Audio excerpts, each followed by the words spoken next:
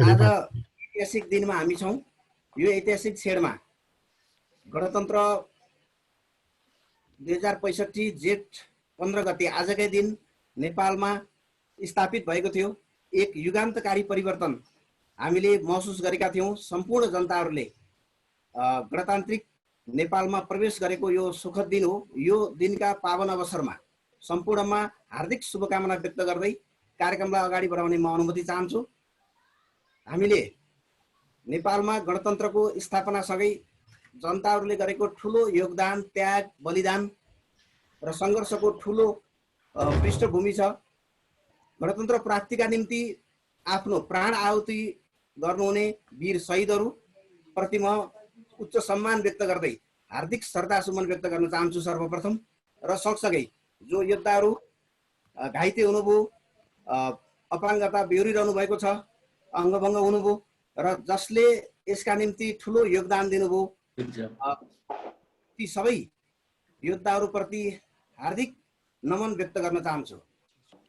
सम्पूर्णप्रति हार्दिक सम्मान व्यक्त गर्दै आज यस कार्यक्रममा गणतन्त्र दिवसको यस विशेष दिनमा नागरिकको तर्फबाट गणतन्त्रले के दियो त? आखिर पात्रहरूमा परिवर्तन मात्रै भयो कि प्रवृत्तिमा पनि हामीले परिवर्तन देखेका छौँ। हिजो गणतन्त्रमा, हिजो राजतन्त्र हुँदा, एकात्मक र केन्द्रीकृत शासन व्यवस्था हुँदा हामीले कस्तो अवस्था बेहोरिरहेका थियौँ। खास गरी नागरिकले आज अनुभूत गरेको अवस्था के कतिको फरक छ र गणतन्त्रले जनतालाई वास्तवमै जनता सर्वोपरि हुने, नागरिक सर्वोच्चताको कुरालाई कतिको अंगीकार गर्न सकेको छ। गणतन्त्र संस्थागत हुने क्रममा छ। यसबीचमा कतिको सार्थक पहल कदमीहरू भए र कति हामीले अहिले बाधा बेचाहरू बेहोरिरहेका छौँ। अहिले पछिल्लो समय पनि प्रेममा दलित भएका नाममा नवराज विकहरू भेरीमा मृत्युको शिकार भएका छन्। धेरै यस्ता दुःखद घटनाहरू अहिले गणतन्त्रले सामना गरिरहेको छ।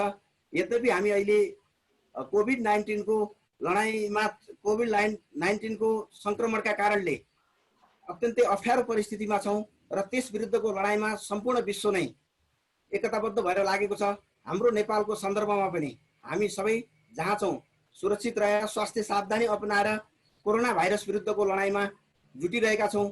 यस कठिन परिस्थितिमा गणतन्त्रका 12 वर्षमा हाम्रा भोगाईहरू, जनताका भोगाईहरू र नेतृत्वले देखाउनु पर्ने कुशलताका विषयहरूमा हामीले विशद चर्चा र संवाद गर्नेछौँ। यो कार्यक्रममा सम्पूर्णलाई स्वागत गर्दै म सर्वप्रथम आफ्ना केही भनाइहरू राखिदिनु हुनका निम्ति कांग्रेस पाठशालाका आदरणीय संरक्षक, जसले हामीलाई मार्गनिर्देशन र अभिभावकत्व गरिरहनु भएको छ, नेपाली कांग्रेसका केन्द्रीय सदस्य आदरणीय गगन थापाज्यूलाई हार्दिक अनुरोध गर्दछु। धन्यवाद युवराजी।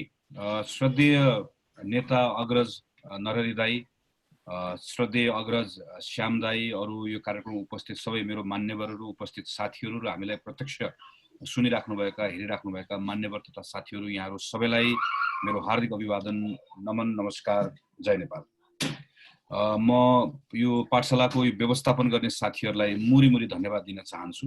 गणतन्त्र दिवसको उपलक्ष्यमा यो गणतन्त्र शब्द र नारामा मात्र सीमित नरहोस्, यसको माने र यसको भावमा यसलाई हामीले सार्थक बनाउन सकौँ, यसको प्रेरणा यो दिवसले हामी सबैलाई दियोस् भन्ने शुभेच्छा प्रकट गर्न चाहन्छु। युवराजीले भन्नुभएको जस्तै म सबै शहीदहरूलाई, घाइतेहरूलाई सम्झन चाहन्छु र आन्दोलनका ती दिनहरू एकपटक फेरि स्मरण गरेर आफू पनि त्यो ऊर्जा फेरि एकपटक प्राप्त गर्न चाहन्छु र ऊर्जा यहाँहरू सबैलाई पनि मिलोस् भन्ने शुभेच्छा प्रकट गर्छु। म खालि अहिले कार्यक्रमको प्रारम्भमा स्वागत गर्न मात्रै यो क्षणमा आएको छु। अलि पछाडि मेरो आफ्नो कुरा राख्नेछु। म नरहरी दाईलाई धेरै धन्यवाद दिन चाहन्छु। आजको हाम्रो यो मञ्चमा आइदिनु भयो। श्याम दाईलाई धेरै धन्यवाद, सहभागी साथीहरूलाई धेरै धन्यवाद। नरहरी दाई दुईटा कुराले आजको कार्यक्रम विशेष हुनुहुन्छ। नेपाली कांग्रेसको हाम्रो पुस्तालाई त्यो गणतान्त्रिक चेतना, त्यसलाई बीजारोपण गरिदिने, गणतान्त्रिक चेतनालाई बोक्नका निम्ति हामीलाई त्यसका निम्ति चाहिँ तयार गराइदिने एकजना नाम लियो भनेर भन्दै गर्दा मेरो पुस्ताको हामी कसैले पनि एकछिन पनि नअल्मलिकन हामी नरहरी दाईको नाम लिन्छौँ। कि त्यो बेलामा पार्टीभित्रको हाम्रो आफ्नो परिवेशमा हामीले हाम्रा राजनीतिक प्रबन्धहरूलाई कसरी लिन्थ्यौँ, त्यसका बारेमा हाम्रा बुझाइहरू के थिए, त्यो बदल्ने क्रममा चाहिँ त्यसलाई नारामा बदलिनु, भाषामा बदलिनु र त्यसलाई ग्रहण गर्ने कुरा फरक कुराहरू हो। त्यो सन्दर्भमा नरहरी दाइले अघि युवराजले चर्चा गर्नुभयो, त्यो गणराज्य अभियान, पार्टीभित्रको उहाँको त्यो विद्रोह, हामीलाई गर्नुभएको प्रशिक्षण, हामीलाई तयार गर्नुभएको कुरा, यो सबै कुराको लागि आज हाम्रा निम्ति एकदमै विशेष उहाँको उपस्थिति छ। र त्योसँगै पाठशालाको सन्दर्भमा पनि म दाइलाई सम्झाउन चाहन्छु कि जतिखेर हामी 62 सालको आन्दोलनको सेरोफेरोमा थियौँ, अहिले यो कार्यक्रममा आज सहभागी हुनुहुन्छ, प्रतापजी हुनुहुन्छ, दिल्लीजी हुनुहुन्छ, त्यो बेलाको साथीहरू, अरू साथी कृष्णजी हुनुहुन्छ, युवराजी अहिले सुरुमा हुनुभयो, अरू पनि साथीहरू हुनुहुन्छ। हामीहरू त्रिचन्द्र कलेजको एउटा सानो कोठामा हप्तामा एक दिन जम्मा हुन्थ्यौँ र हामी आफूले पढेको पुस्तक सेयरिङ गर्थ्यौँ। त्यो गर्दा गर्दै हामीले किन यसलाई अलिकति औपचारिकता नदिने भनेर यो सोचिरहँदै गर्दाखेरि दुईजना नेताहरू कङ्ग्रेसको, नरहरी दाइ र प्रदीप गिरी दाइ, दुईजना खास भन्ने पनि अघि हाम्रो एक प्रकारले हाम्रो मेन्टर उहाँहरूलाई हामी भन्छौँ जहिले पनि पाठशालाको, जसले हामीलाई यसलाई सङ्गठित गर, यसरी गर भनेर हामीलाई उत्प्रेरित गर्ने, सिकाउने, लेखपढ गर्नका निम्ति। त्यसैबाट पाठशाला जन्मिएको। हामीले अहिले नेपाली कङ्ग्रेसको ऐतिहासिक दस्तावेज पार्टी स्थापनादेखि यो बेलासम्मको त्यसलाई हामीले सङ्ग्रहित गरेका छौँ। पार्टीबाट विचार भन्ने हामी एउटा सानो जर्नल जस्तो हामी निकाल्छौँ, थुप्रै कार्यक्रमहरू आयोजना गर्छौँ। पार्टीभित्र हामीभन्दा पछाडिको पुस्तालाई पनि यसमा लगाउने कोसिस गरिरहेका छौँ। यो त्यहीँबाट प्रारम्भ भएको आज यो पाठशालाको मञ्चमा गणतन्त्र दिवसको दिनमा गणराज्य अभियानका अभियन्ता नेतालाई बोलाउन पाउँदा एकदम खुसी लागेको छ। हाम्रो आजको अर्को वक्ता श्याम दाइ हुनुहुन्छ। हामीलाई परेको यो हामी जसरी यो पछि त्यो 60-62 सालपछि हामी जसरी इभल्भ भयौँ, त्यसमा श्याम दाइ त्यसको एउटा प्रतिनिधि हुनुहुन्छ। त्यो समूहको पनि ठुलो हामीलाई प्रभाव थियो, छ कि नेपालको प्रजातान्त्रिक आन्दोलनले उठाइरहेका कतिपय विषयहरू त्यसले बुझेको, त्यसले जगतलाई कसरी हेर्छ, समाजलाई कसरी हेर्यो, समयलाई कसरी बुझ्यो, र नेपाल सँगसँगै फेरि नेपालको जरासम्म गाडिएको, यहाँ के जरासम्म रहेको, तलसम्म गएको नेपालको वाम आन्दोलनले यहाँको भाषाभाषीको विषयलाई, यहाँभित्रका विविधताका विषयलाई, यहाँभित्रको विभेदको विषयलाई यसलाई जसरी हेर्यो, बुझ्यो, त्यो बेलामा चाहिँ त्यो गणतान्त्रिक चेतना निर्माण गर्ने क्रममा त्यो कोणबाट ती विषयहरूलाई अन्तक्षेपित गरिदिने, हाम्रो वृत्तिमा प्रवेश गराइदिने, हामीलाई प्रशिक्षित गर्ने, हामीलाई त्यसका निम्ति तयार गर्ने काममा श्याम दाइको ठुलो योगदान रह्यो। त्यसैले हामी जहिले पनि हामी पाठशालाको मञ्चहरूमा छलफल गर्दै गर्दा हामी लेखपढको बेलामा सम्झँदै गर्दा श्याम दाइलाई बडो सम्मानका साथ सम्झन्छौँ। म आज हाम्रो कार्यक्रममा आइदिनुभयो, म असाध्यै धेरै म सबै साथीहरूको तर्फबाट दाइलाई पनि आभार प्रकट गर्न चाहन्छु र हामीहरूको यो पुस्ता तयार गर्ने क्रममा दाइहरूको योगदानलाई सम्झन्छु र त्यसकारणले गर्दा पनि हामीप्रतिको दाइहरूको अधिकार पनि धेरै छ, दायित्व पनि धेरै छ। हामीले गरेका गल्ती कमजोरीमा हामीलाई अझै सिकाउँदै सच्याउँदै अगाडि बढ्ने क्रममा प्रेरणा पनि चाहिएको छ। यो कुरा पनि आजको कार्यक्रमबाट हामीलाई प्राप्त हुन्छ भन्ने कुराको विश्वास व्यक्त गर्दै म दुईजना हाम्रो वक्ताहरूलाई स्वागत गर्दै, साथीहरूलाई पनि स्वागत गर्दै, युवराजी अब कार्यक्रमलाई अगाडि बढाउनका निम्ति म तपाईँलाई आग्रह गर्छु। धन्यवाद।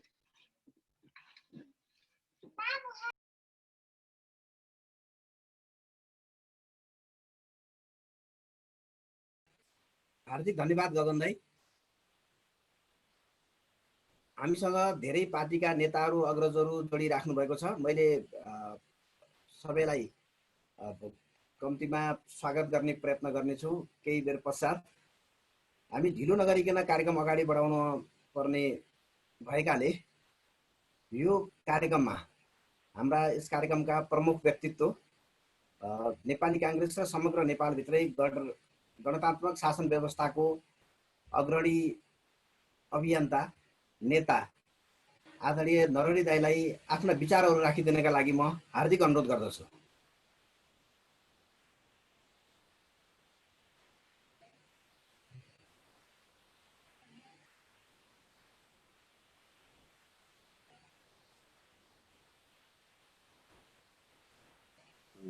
हृदयदेखि नै हार्दिक शुभकामना व्यक्त गर्दछु। अब गणतन्त्र भनेर संरचना र औपचारिकता मात्रै भन्ने हो भने गणतन्त्र आएकै छ, सबै कुरा व्यवस्थित बनिसक्यो भन्न पनि सकिन्छ। अरू कुरा व्यवस्थित हुँदै जाला भन्न पनि सकिन्छ। तर हामीले जे उद्देश्यले गणतन्त्रलाई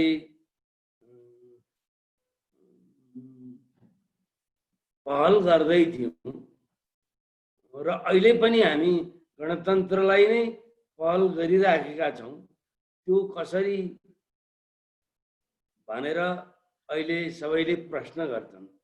अहिलेको सबै व्यवस्था गणतान्त्रिक भयो भन्छन्। संरचनामा गणतान्त्रिकै छ। हामीले संविधान बनायौँ 9 वर्ष लगाएर। अब त्यसपछि पहिलो संसदीय निर्वाचन गर्यौँ र त्यस निर्वाचनकै अन्तर्गत भनौँ अरू निर्वाचन पनि भए। प्रादेशिक सरकारको निर्वाचन पनि भयो, संसदको निर्वाचन पनि भयो, अब पालिका सरकार पनि बन्यो। त्यो पनि हाम्रै चरणमा भएको हो। अब किन तिनै सरकार बनिसके, अब काम गर्दैछ, अब 2 वर्ष 3 वर्षमा सबै पुरा हुन्छ त भनेर नि भन्लान् मान्छेले। त्यो एक ढङ्गले त्यो पनि भन्न मिल्छ। तर अब लक्षण राम्रोसँग देखाउन सक्नु पर्यो भन्ने कुरो सबैको छ मत। त्यसो भए हुनाले अलिकति अब हामीले सङ्घीय शासन बनाएका छौँ। अब सङ्घीय शासन भनेर संविधानमा नै व्यवस्थित गरिएको छ। 3 तहकै सरकारको अधिकार व्यवस्थित गरिएको छ। अब 3 तहकै सरकार व्यवस्था गरिँदा पालिका सरकारलाई हामीले 22 वटा अधिकार दियौँ, एउटा सामान्य। तर प्रदेश सरकारलाई 20 वटा मात्रै अधिकार दिइएको छ। यी सबै अब केन्द्र वा सङ्घीय सरकारकै अधिकार थिए पहिला। गणतन्त्र आउनुभन्दा, सङ्घीयता आउनुभन्दा पहिला। त्यसरी बनेका सरकारलाई अहिलेको सरकारले, अहिलेको सङ्घको सरकारले अधिकार दिन खोजेको छैन। यो चाहिँ यथार्थ कुरा हो। अब यो मैले मात्रै भने होइन। अब म त अब बाहिरबाट हेरिरहेको मान्छे, अब विपक्षी पार्टीको मान्छे भनिएला अहिलेको हिसाबले। तर अब हामीले अधिकार पाएनौँ संविधान अनुसारकै पनि भनेर भन्ने चाहिँ प्रदेशका मुख्यमन्त्रीहरू नै छन्। उनीहरू नै एक प्रकारले विद्रोहकै तहमा छन्। अब एउटा त भनौँ 2 नम्बर प्रदेश त अब नेकपा भन्दा विपरीत विचारको प्रदेश भयो मान्यो। अरू त उनै पार्टीका हुन्। तर उनै पार्टीका हुँदा पनि तिनीहरूबाट पनि त्यस्तो आलोचना गरि नसक्नु उनीहरूलाई भएको छ। त्यो किन भयो भन्ने हामीले बुझ्नुपर्छ। त्यस्तै फेरि प्रदेश र सङ्घले हामीलाई अधिकार दिएन भन्छन् पालिकाहरू। अब यो त अब सँगै केही मात्रामा रहला पनि, तर हरेक स्थिति आउँदा यो कुरा भइरहन्छ। अब अहिले यतिखेर हामीलाई परेको अप्ठ्यारो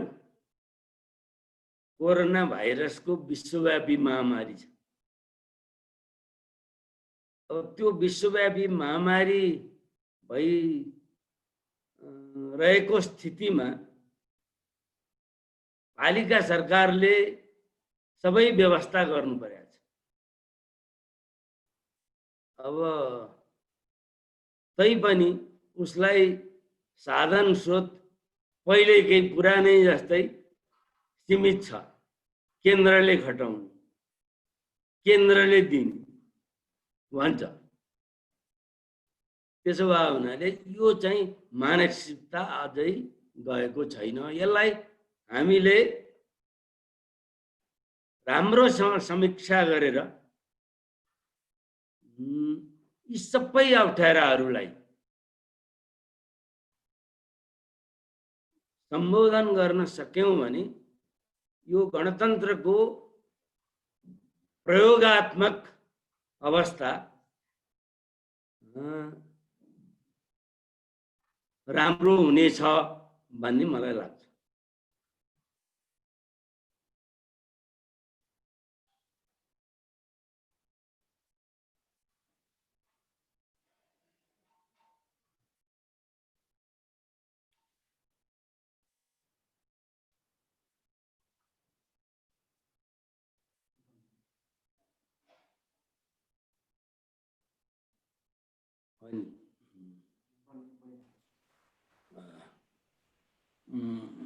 भाइकोमा केही समस्या आयो कि?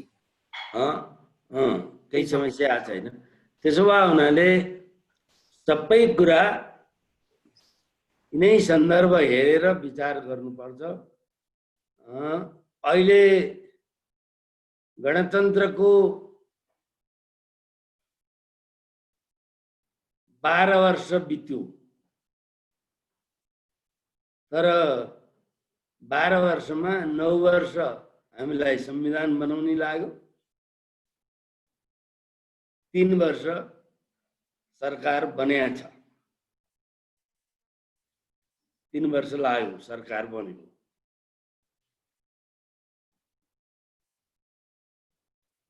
यसले गरेका केन्द्रीय सरकारले गरेका कामहरू अहिले हेर्दा अलिकति निराश हुनुपर्ने स्थिति देखियो। किनभने अस्ति भर्खरै 2टा अध्यादेश आयो। पहिलो त अध्यादेश आउनु किन पर्यो? अब तुरुन्तै संसदको अधिवेशन हुँदैछ, त्यो नै अलि अनौठो भयो। त्यसमा पनि त्यस्तो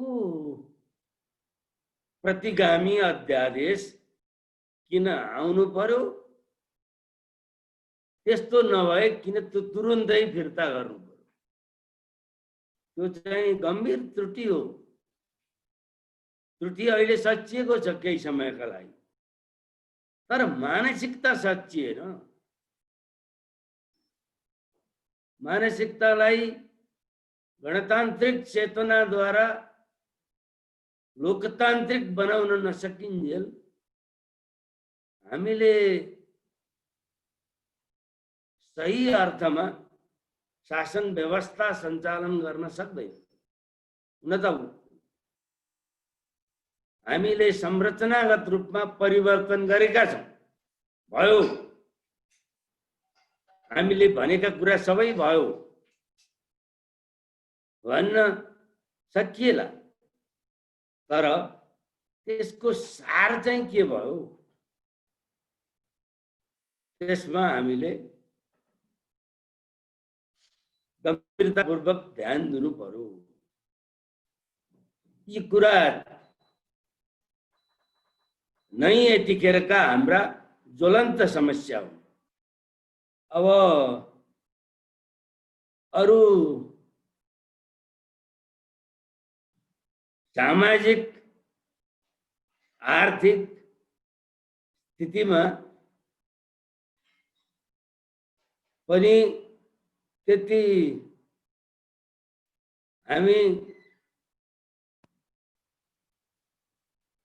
उल्लेखनीय गतिविधि केही हासिल गर्न सकिन। किनभनेदेखि अब आर्थिक त अब हामीले अलिकति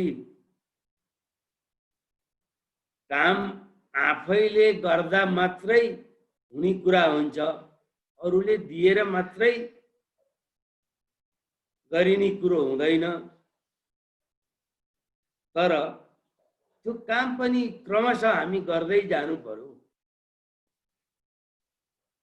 रोकिएका काम पनि रोकिएकै छन्, नयाँ काम पनि सुरु हुन सकेका छैनन्।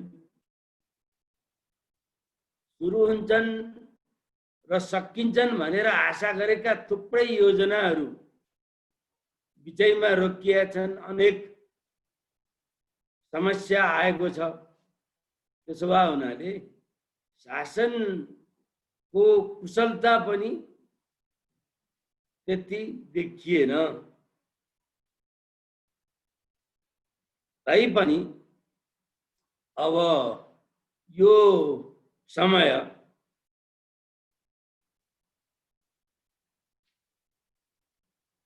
खुला र लोकतान्त्रिक समय हो।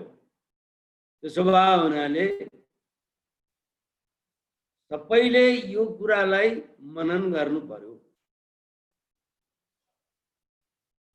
सरकारको जिम्मेवारी पहिलो हुन्छ, तर सरकारको मात्रै जिम्मेवारी अलि हुँदैन। यो कुरा पनि हामीले बुझ्नुपर्छ। सरकारलाई ठिक बाटोमा हिँडाउने पनि आम जनताले नै हो। त्यसमा अगुवा हुने व्यक्तिहरूले नै सरकारलाई सही बाटोमा हिँडाउनु पर्छ। सरकार भनेर जनताको मत लिइसकेपछि उसले पनि सही बाटोमा हिँड्ने बाचा कबुल त गर्नै पर्छ। जनताको मत पाइयो मात्रै भनेर उसको कर्तव्य पूरा हुँदैन। यही नै कुरा देखिएको छ। आगामी दिनमा हामीले यी सबै कुरालाई हृदयङ्गम गरेर बुझेर मनन गरेर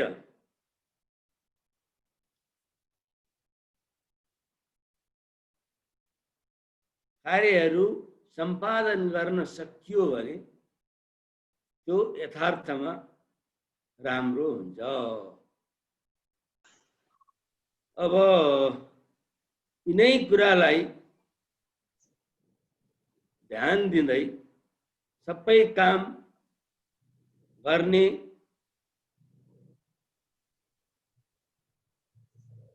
मनस्थिति बनाउनु पर्यो। सरकारले अग्रसरता लिनु पर्यो। अब प्रदेश सरकार र पालिका सरकारले भनेका कुराहरू पनि कमसे कम केन्द्र सरकारले गर्नुपर्ने जे जति कुरा छन्, किनभने पहिले यहाँ सरकार केन्द्र सरकार मात्रै थियो। त्यसो भए हुनाले केही जिम्मेवारी हुन्छ उसको, उसले पनि त्यसमा दिशा निर्देशन गर्नुपर्छ। त्यो आवश्यक हुन्छ। ती सबै काम गर्न सकियोस्। जनताले अहिले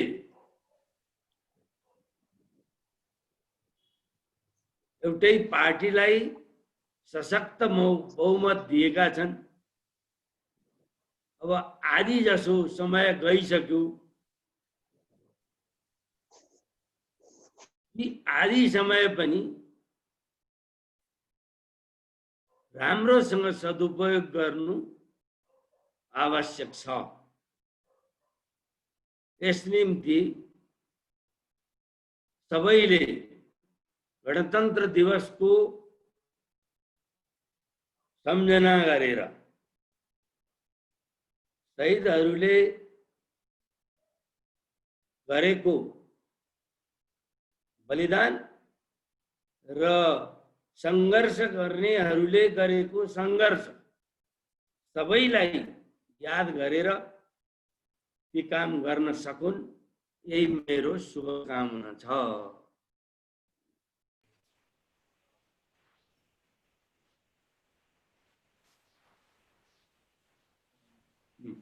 हार्दिक आभार एवं धन्यवाद व्यक्त गर्न चाहन्छु नेपाली कांग्रेसका केन्द्रीय सदस्य श्रद्धेय नेता नरहरि आचार्यज्यूलाई आफ्नो महत्त्वपूर्ण भनाइका निम्ति। मैले बीचमा हाम्रा आमन्त्रित व्यक्तित्वहरूलाई थोरै जोड्न चाहे। नेपाली कांग्रेसका केन्द्रीय सदस्य लीला संग्रहज्यूलाई स्वागत गर्न चाहन्छु कार्यक्रममा। त्यसैगरी नेपाली कांग्रेस 5 थरका सभापति नरेन्द्र गुरुङज्यूलाई स्वागत गर्न चाहन्छु। नेपाली कांग्रेसका नेता पूर्व मन्त्री जनकराज गिरिजीलाई स्वागत गर्न चाहन्छु। नेपाल विद्यार्थी संघका पूर्व महामन्त्री नेपाली कांग्रेसका नेता मनोज मणि आचार्यजीलाई स्वागत गर्न चाहन्छु। त्यसैगरी इन्जिनियरिङ क्षेत्रका नेता एनएका पूर्व महासचिव उमेश थानेजीलाई स्वागत गर्न चाहन्छु। त्यसैगरी अधिकारकर्मी माधवी भट्टजीलाई पनि कार्यक्रममा स्वागत गर्न चाहन्छु। सम्पूर्ण अन्य उपस्थित महानुभावहरूलाई पनि स्वागत गर्न चाहन्छु। प्रारम्भमै 100 भन्दा बढी पार्टिसिपेन्ट्सहरू जोड्ने गरी हामीले कार्यक्रमको तयारी गरेका थियौँ। यसमा प्राविधिक कारणवश एक अपग्रेड भएको सिस्टमले काम नगरिरहेको कारणले पर्न गएको असुविधाप्रति सम्पूर्ण कार्यक्रममा जोडिन चाहनुभएका र हामीले जोइन गर्न नसकेका महानुभावहरूप्रति हार्दिक क्षमायाचना गर्दै फेसबुक लाइभबाट पनि हाम्रो यो कार्यक्रमलाई सुन्न र हेर्न सक्नुहुनेछ भन्ने अनुरोध गर्दै म कार्यक्रमलाई अगाडि बढाउन चाहन्छु। प्राविधिक रूपमा हामीलाई महेश दुलालजीले मद्दत गरिरहनु भएको छ। अब कार्यक्रममा आफ्ना भनाइहरू राखिदिनु हुन म राजनीतिक विश्लेषक, नागरिक अगुवा, लेखक एवं बुद्धिजीवी आदरणीय श्याम श्रेष्ठज्यूलाई हार्दिक अनुरोध गर्दछु। गणतन्त्र दिवसको उपलक्ष्यमा म सबैलाई शुभकामना दिन चाहन्छु, साथै नमस्कार पनि गर्न चाहन्छु। गणतन्त्र भनेको एउटा प्रक्रियाको नाउँ हो। यो प्रक्रिया एउटा दिशा भनिन्छ यसलाई, जहाँ शासक चुनिएको मात्र हुन्छ र समुदाय नै सबभन्दा माथि हुन्छ, त्यो नै गणतन्त्र हो। नेपालमा हामीले अहिले भर्खरै 65 सालमा मात्र गणतन्त्र आयो भनिरहन्छौँ। वास्तविकता त्यस्तो होइन। गणतन्त्र नेपालको लागि नयाँ व्यवस्था होइन। हामी कहाँ यो चाहिँ बुद्धका बुबा शुद्धोधनको शाक्य गणराज्य थियो। सानो गणराज्य थियो, तर त्यहाँ चाहिँ शासक चुनिन्थ्यो। शुद्धोधन चुनिएका शासक थिए। यही हामीले पशुनारायण शाहका पुर्खा द्रव्य शाहको पालामा पनि गोर्खामै घलेहरूको कबिलाई गणराज्य थियो र त्यो पनि त्यहाँ पनि शासकहरू चुनिन्थ्यो, जनताद्वारा चुनिन्थ्यो। जनताद्वारा शासक चुनिने अनि जनता नै सर्वोच्च हुने, समुदाय नै सर्वोच्च हुने, त्यो खालको एउटा सिस्टमको नाम हो गणतन्त्र। गणतन्त्रमा एउटा प्रक्रिया जारी हुन्छ, त्यहाँ चाहिँ जनता र शासकको अन्तर्क्रिया भइरहेको छ लगातार। शासकले केही कुरा बेठिक कुरा गर्न साथ जनताहरू, समुदायहरू सडकमा आउँछन् वा विरोध जनाउँछन्। विरोध जनाए पछाडि त्यो विरोधको आवाज बमोजिम शासक सचिन बाध्य पनि हुन्छ, पछाडि हट्न बाध्य हुन्छ वा आफ्ना क्रियाकलापहरू सच्याउन बाध्य हुन्छ। त्यो खालको कुराको नाउँ हो गणतन्त्र। नेपालमा गणतन्त्र यतिखेर जारी छ। शासकहरूले बिचमा थुप्रै कुराहरू गरेका छन् र त्यसलाई फिर्ता लिनको लागि पनि बाध्य भएका छन्। भर्खरैको कुरा गर्ने हो भने त्यो 2वटा अध्यादेश जो सरकारले ल्यायो, त्यो जनताकै प्रतिक्रियामा फिर्ता हुन बाध्य भएको हो। त्योभन्दा अगाडि पनि गुठी विधेयकको कुरा छ, त्यहाँ पनि शासकहरू फिर्ता हुन बाध्य भएको कुरा हो। यस्तो खालको जनताले शासकले गरेको कुराप्रति प्रतिक्रिया जनाउने र शासकले त्यो प्रतिक्रिया अनुसार प्रतिक्रियाको भोल्युम हेरेर फिर्ता हुन वा सचिन बाध्य हुने, त्यो खालको सिस्टमको नाम हो गणतन्त्र। हामीले खोजेको त्यही हो। गणतन्त्र नेपालमा अब हामीले 12 वर्षदेखि जारी छ भन्छौँ। पछिल्लो काल मात्र 12 वर्षदेखि जारी भएको, त्योभन्दा धेरै लामो समयदेखि गणतन्त्र नेपालमा जारी छ। अब नेपालमा गणतन्त्र आइसके पछाडि पछिल्लो गणतन्त्र, यो लोकतान्त्रिक सङ्घीय गणतन्त्र आइसके पछाडि यो के भयो त नेपालमा भन्दाखेरि पहिलो कुरा त नेपाली जनता आफैले चुनेको प्रतिनिधिहरूले संविधान सभा बनाएर संविधान जारी गर्ने कुरा भयो। जुन हाम्रो 6 सालदेखिको सपना थियो त्यो सपना पुरा भएको छ।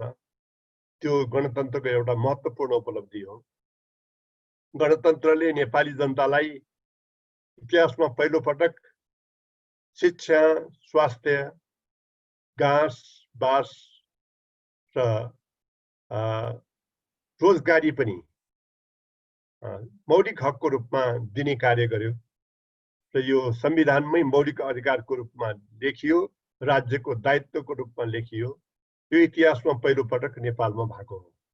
यो एउटा उल्लेखनीय उपलब्धि हो। गणतन्त्रले नेपालमा दलित र महिलाहरूलाई आफ्नो जनसङ्ख्याको अनुपातमा राज्यको सबै निकायमा सहभागी हुने त्यो खालको अधिकार पनि दियो र त्यो खालको अधिकार नेपालमा दक्षिण एसियामा कुनै पनि मुलुकमा थिएन। नेपाल पहिलो मुलुक हो जहाँनिर उनीहरू चाहिँ आफ्नो समानुपातिक समावेशिताको अधिकार प्रयोग गरेर राज्यमा चाहिँ समावेश हुने खालको उनीहरूले अवसर पाएका छन्।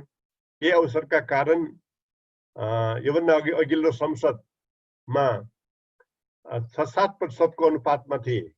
56-57 को संसदमा महिलाहरू अहिले 33% को अनुपातमा पुगेका छन्। स्थानीय तहमा त लगभग 40% को अनुपातमा पुग्न सफल भएका छन्। यो पनि नेपाली गणतन्त्रकै उपलब्धि हो भन्नुपर्छ।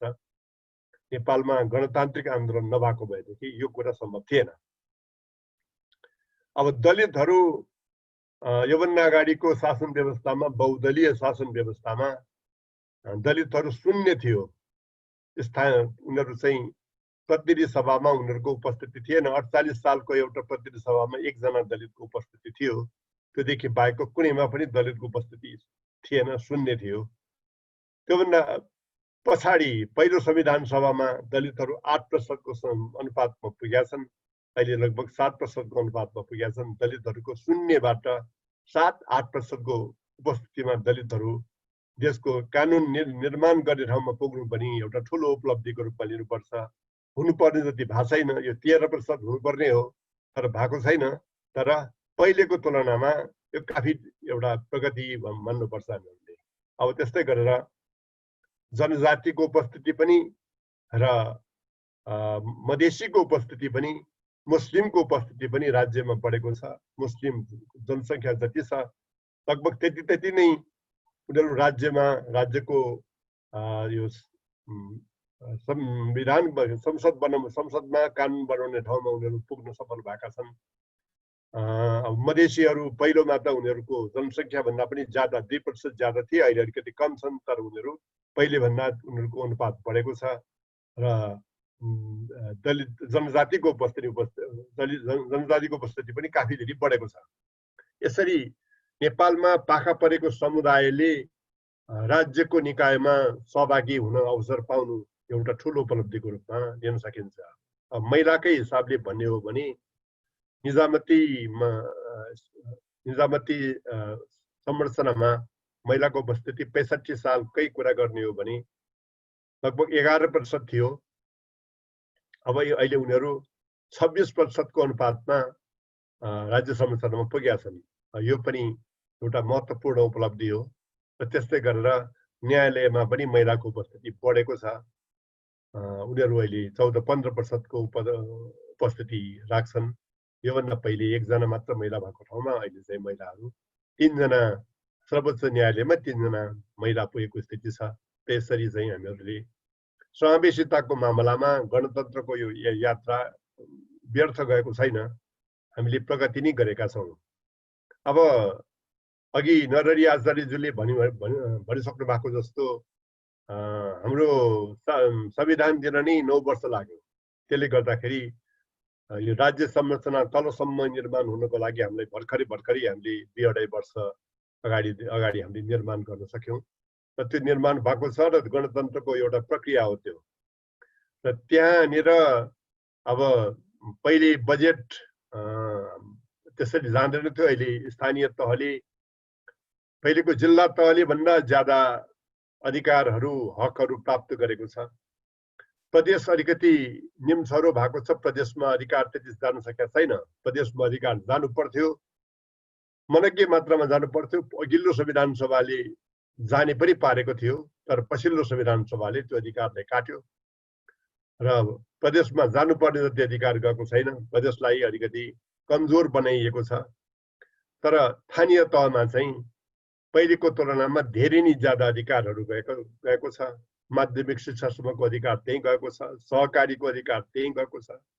एफएम सञ्चालनदेखि लिएर स्थानीय अब विकास आयोजना, चाहे चाहिँ सडकको होस् चाहे विद्युतको होस्, त्यो आयोजना गर्नको लागि अब केन्द्र धाइराख्नु पर्दैन, त्यो त्यहीँबाट फत्ते हुन्छ, त्यहीँबाट निर्णय हुन सक्छ। त्यो ढङ्गको अधिकार गएको छ। हामीले अहिले अधिकार त दियौँ, स्थानीय तहलाई मनज्ञ अधिकार दियौँ, तर मनज्ञ अधिकार दिए जस्तो बजेट दिन सकेका छैनौँ।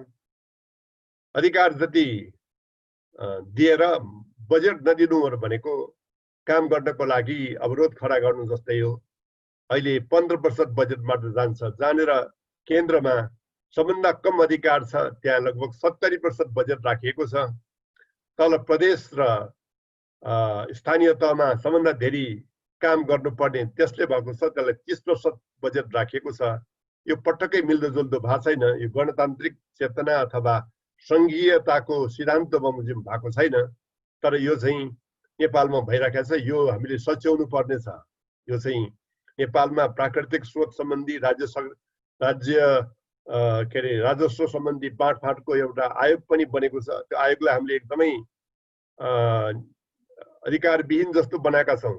त्यसले काम गर्नुभन्दा अगाडि नै कानुन बनाएर त्यसको अधिकार खोज्ने खालको प्रबन्ध गरेका छौँ। सबै कुन भाग कसलाई राजस्व कति दिने भन्ने कुरा त्यसले निर्णय गर्नु पर्थ्यो। हामीले त्यसले निर्णय गर्न नदिएर कानुनमा पहिले पनि टोकिदियौँ। स्थानीय तहलाई 15, प्रदेशलाई 15 भनेर त्यो आयोगलाई हामीले पूर्ण संरचनाको आयोग पनि बनाएको छ। एकजना मान्छे दिएका छौँ, बाँकी दिएका पनि छैनौँ। यसरी चाहिँ संघीयतालाई अहिलेको यो गणतन्त्रमा संघीयतालाई चाहिँ हामीहरूले संघीयताको मर्म बमोजिम, संघीयताको स्पिरिट बमोजिम गर्ने काम, अधिकार दिने, स्रोत दिने, कर्मचारी दिने काम पनि गरेका छैनौँ। र यसले गर्दाखेरि कस्तो भएको छ भनेदेखि फेरि पनि अधिकार तल दिएको अधिकारलाई, संविधानले नै दिएको अधिकारलाई बिस्तारै बिस्तारै फिर्ता लिने खालको प्रयत्न भइरहेको छ। अब शिक्षाको, माध्यमिक शिक्षाको अधिकार सम्पूर्ण रूपमा तल छ, तर त्यसको अधिकार फिर्ता लिएर अब केन्द्रले नै पाठ्यक्रम बनाउने कामहरू सुरु गरिसकेका छ। शिक्षक तलको अधिकार हो, तर शिक्षकहरू अब शिक्षा मन्त्रालयले नियुक्ति गर्ने खालको प्रक्रिया थालेको छ। यो चाहिँ के हो भने अब एक हातले दिने अर्को हातले लिने खालको एउटा प्रक्रिया चलेको छ नेपालमा। नेपालको राजनीतिक नेतृत्वले गणतन्त्रमा संघीयतालाई बुझेन, संघीयताको स्पिरिटै भएन। उहाँहरू केन्द्रीकरणको भावना बमोजिम चलिराख्नु भएको छ। मुखमा राजतन्त्र छ, तर उहाँहरूको संस्कृति, उहाँहरूको प्रवृत्ति चाहिँ सामन्ती राजतन्त्रको संस्कृतिले भरिएको जस्तो देख्छु। सारा अधिकार आफैले मुठ्याउनु पर्ने, सादा अधिकार आफैमा केन्द्रित गर्नुपर्ने, त्यो खालको एउटा प्रवृत्ति उहाँहरूमा देखिरहेछ। त्यसले गर्दाखेरि त्यो चाहिँ मिलिराखेको छैन। त्यो चाहिँ एउटा ठुलो दुर्गुणको रूपमा नेपालमा देखा परिरहेको छ। अब नेपालमा यतिखेर गणतन्त्रले दिनुपर्ने के हो त भने कृषि क्रान्ति दिनुपर्ने हो, भूमि सुधार दिनुपर्ने हो। अघिल्लो अन्तरिम संविधानमै लेखिएको थियो त्यो कुरा, वैज्ञानिक भूमि सुधार गर्ने भन्ने कुरा लेखिएको थियो। विश्व शान्ति सम्झौतामा पनि त्यो कुरा थियो। तर त्यो दुटै कुरालाई नेपालमा बिर्सने काम भएको छ। देशमा अहिले वामपन्थी सरकार आएको छ। वामपन्थीले त कृषि क्रान्ति र भूमि सुधार त झनै पहिलो प्राथमिकता राखेर गर्नुपर्ने, उनीहरूको घोषणा पत्रमा पनि त्यो कुरा छ। तर उनीहरूले न त कृषि क्रान्ति गर्ने छाँटकाट छ, न त चाहिँ यो चाहिँ भूमि सुधार गर्ने छाँटकाट छ। अहिले पनि नेपालको भूमि सम्बन्धी संरचना सामन्ती संरचना नै जस्तै छ। सबै काम गर्ने मान्छे जो छन् तिनीहरूसँग जमिन छैन। जोसँग चाहिँ जमिन छ त्यो जमिनमा कहिले पाइला टेक्न जाँदैनन् तिनीहरू। र यसले गर्दाखेरि भूमि सम्बन्धमा अधिकांश भूमि लगभग 40% भूमि बाँझो पर्ने स्थिति छ नेपालमा। त्यो भनेको नेपालको लागि ठुलो विडम्बना हो। गाउँमा त्यो भूमिको लागि भूमि सुधार नभएर, कृषि क्रान्ति नभएर अधिकांश मान्छे यतिखेर विदेश गएको स्थिति छ। लगभग 43 लाख मान्छे त भारत बाहेकको अन्य मुलुकमा रहेको स्थिति छ। त्यसले गर्दाखेरि तिनीको विप्रेषणले अहिले नेपाल टिकेको स्थिति छ।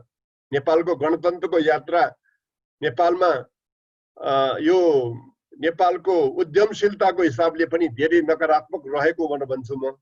किनभने हामीहरूले गणतन्त्र ल्याउँदाखेरि हामी 4 रुपियाँ 84 पैसा बराबरीको निर्यात गर्दाखेरि आयात गर्दाखेरि 1 रुपियाँ बराबरीको निर्यात गर्थ्यौँ। अहिले 15 रुपियाँ बराबरीको आयात गर्दाखेरि 1 रुपियाँ बराबरीको निर्यात गर्छौँ भनेको मतलब 3 गुणा हाम्रो विदेशप्रतिको परनिर्भरता बढ्यो। र हामीहरूले यसरी चाहिँ अहिले जुन ढङ्गले गरिराखेका छौँ त्यो चाहिँ के हो भने परनिर्भर दलाल पुँजीवादी खालको चाहिँ हामीहरूले नेपालमा गर्यौँ। जबकि हामीहरूले संविधानमा लेखेको समाजवाद उन्मुखता थियो। समाजवाद उन्मुक्ताबाट भनेको त नेपालमै उद्यमशीलता बढाउने, नेपालमै जनतालाई चाहिँ शिक्षामा चिन्ता लिनु नपर्ने, स्वास्थ्यमा चिन्ता लिनु नपर्ने स्थिति बनाउने र नेपालमा सामाजिक सुरक्षाको घेरो बढाउँदै गएर आम जनतालाई चाहिँ बलियो बनाउने त्यो खालको स्थितिमा जानुपर्नेमा अहिले त हाम्रा प्रधानमन्त्री आफै शिक्षामा चाहिँ यो सरकारी स्कुलहरू, सामुदायिक स्कुलहरूलाई तिम्रो जिम्मा लिदियो भनेर निजी स्कुललाई आह्वान गर्दै हुनुहुन्छ। यो कुनै समाजवादमा मिल्ने कुरा होइन। अमेरिकाको शिक्षाले पनि यस्तो शिक्षामा चाहिँ निजीलाई प्राथमिकता दिँदैन। 12 कक्षासम्मको शिक्षा त राज्यले नै जिम्मा लिन्छ। तर यहाँ त नाम समाजवादको छ, नाम गणतन्त्रको छ, शिक्षा चाहिँ नाफाखोर निजीलाई चाहिँ जिम्मा दिने खालको कुरा भइरहेको छ। त्यस्तै खालको स्वास्थ्य पनि। त्यसकारणले हाम्रोमा विडम्बना पनि सानोतिनो विडम्बना छैन। अहिलेको स्थितिमा भन्ने हो भनेदेखि हामीहरूले यो गणतन्त्रको जुन स्पिरिट हो, स्पिरिटमा काम गर्न सकेका छैनौँ। हिजो भ्रष्टाचार टेबल मुनिबाट हुन्थ्यो 65 साल अगाडिबाट भनेदेखि 65 साल पछाडि टेबल माथिबाटै भ्रष्टाचार हुन थालेको छ।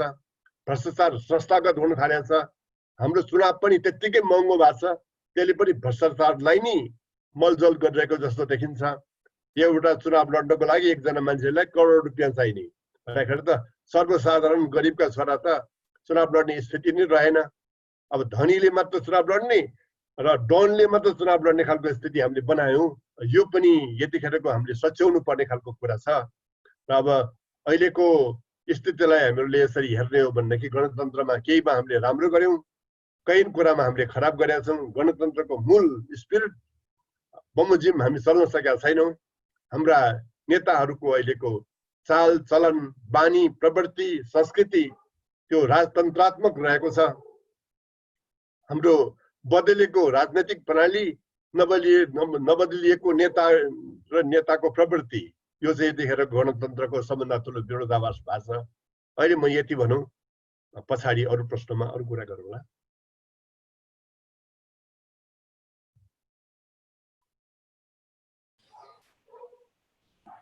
हार्दिक धन्यवाद। हार्दिक धन्यवाद श्याम श्रेष्ठ सर।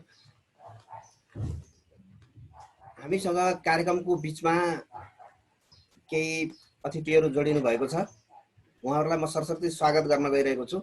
सिन्धुपाल्चोक नेपाली काङ्ग्रेसका सभापति आदरणीय विकास लामा, नेपाल विद्यार्थी सङ्घका पूर्व महामन्त्री सरोज थापा, नेपाल विद्यार्थी सङ्घका पूर्व उपाध्यक्ष, नेपाली काङ्ग्रेस नीति अनुसन्धान तथा प्रशिक्षण प्रतिष्ठानका केन्द्रीय सदस्य प्रमोद हरि गुरागाई, त्यसै गरी पाँचखाल नगरपालिकाका मेयर आदरणीय महेश खरेलजीहरू जोडिनु भएको छ। सबैलाई म एकमुष्ट स्वागत गर्न चाहे।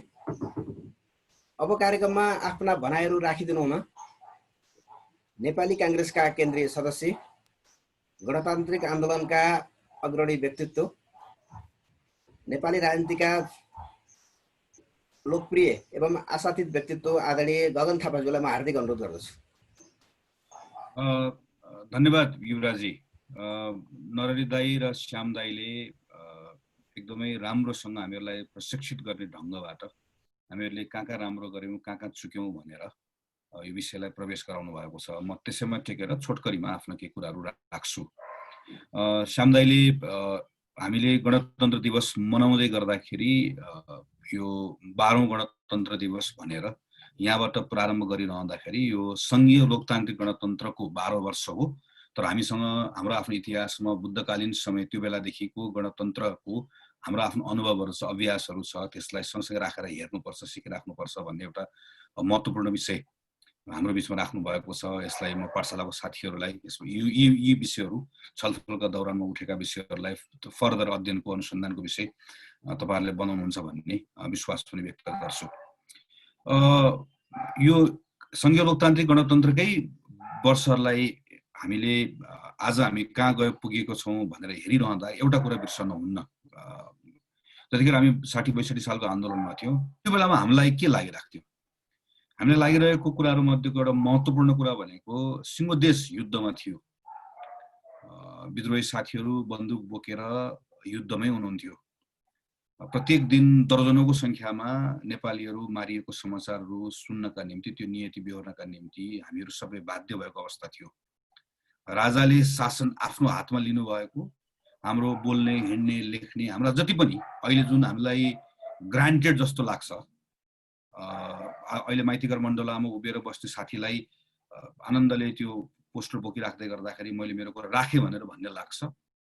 त्यो बेलामा चाहिँ हामी त्यो राख्दै गर्दा राखेको चाहिँ उभिन साथै हामी चाहिँ तत्कालै हाम्रो आफ्नो त्यो स्वतन्त्रता गुमाउनु पर्ने हाम्रो अवस्थामा थियौँ। बाहिर काठमाडौँभन्दा बाहिर जाउँ, बन्दुक बोक्ने माओवादी साथीहरूको उपस्थिति थियो, कि हाम्रो निम्ति स्पेस थिएन।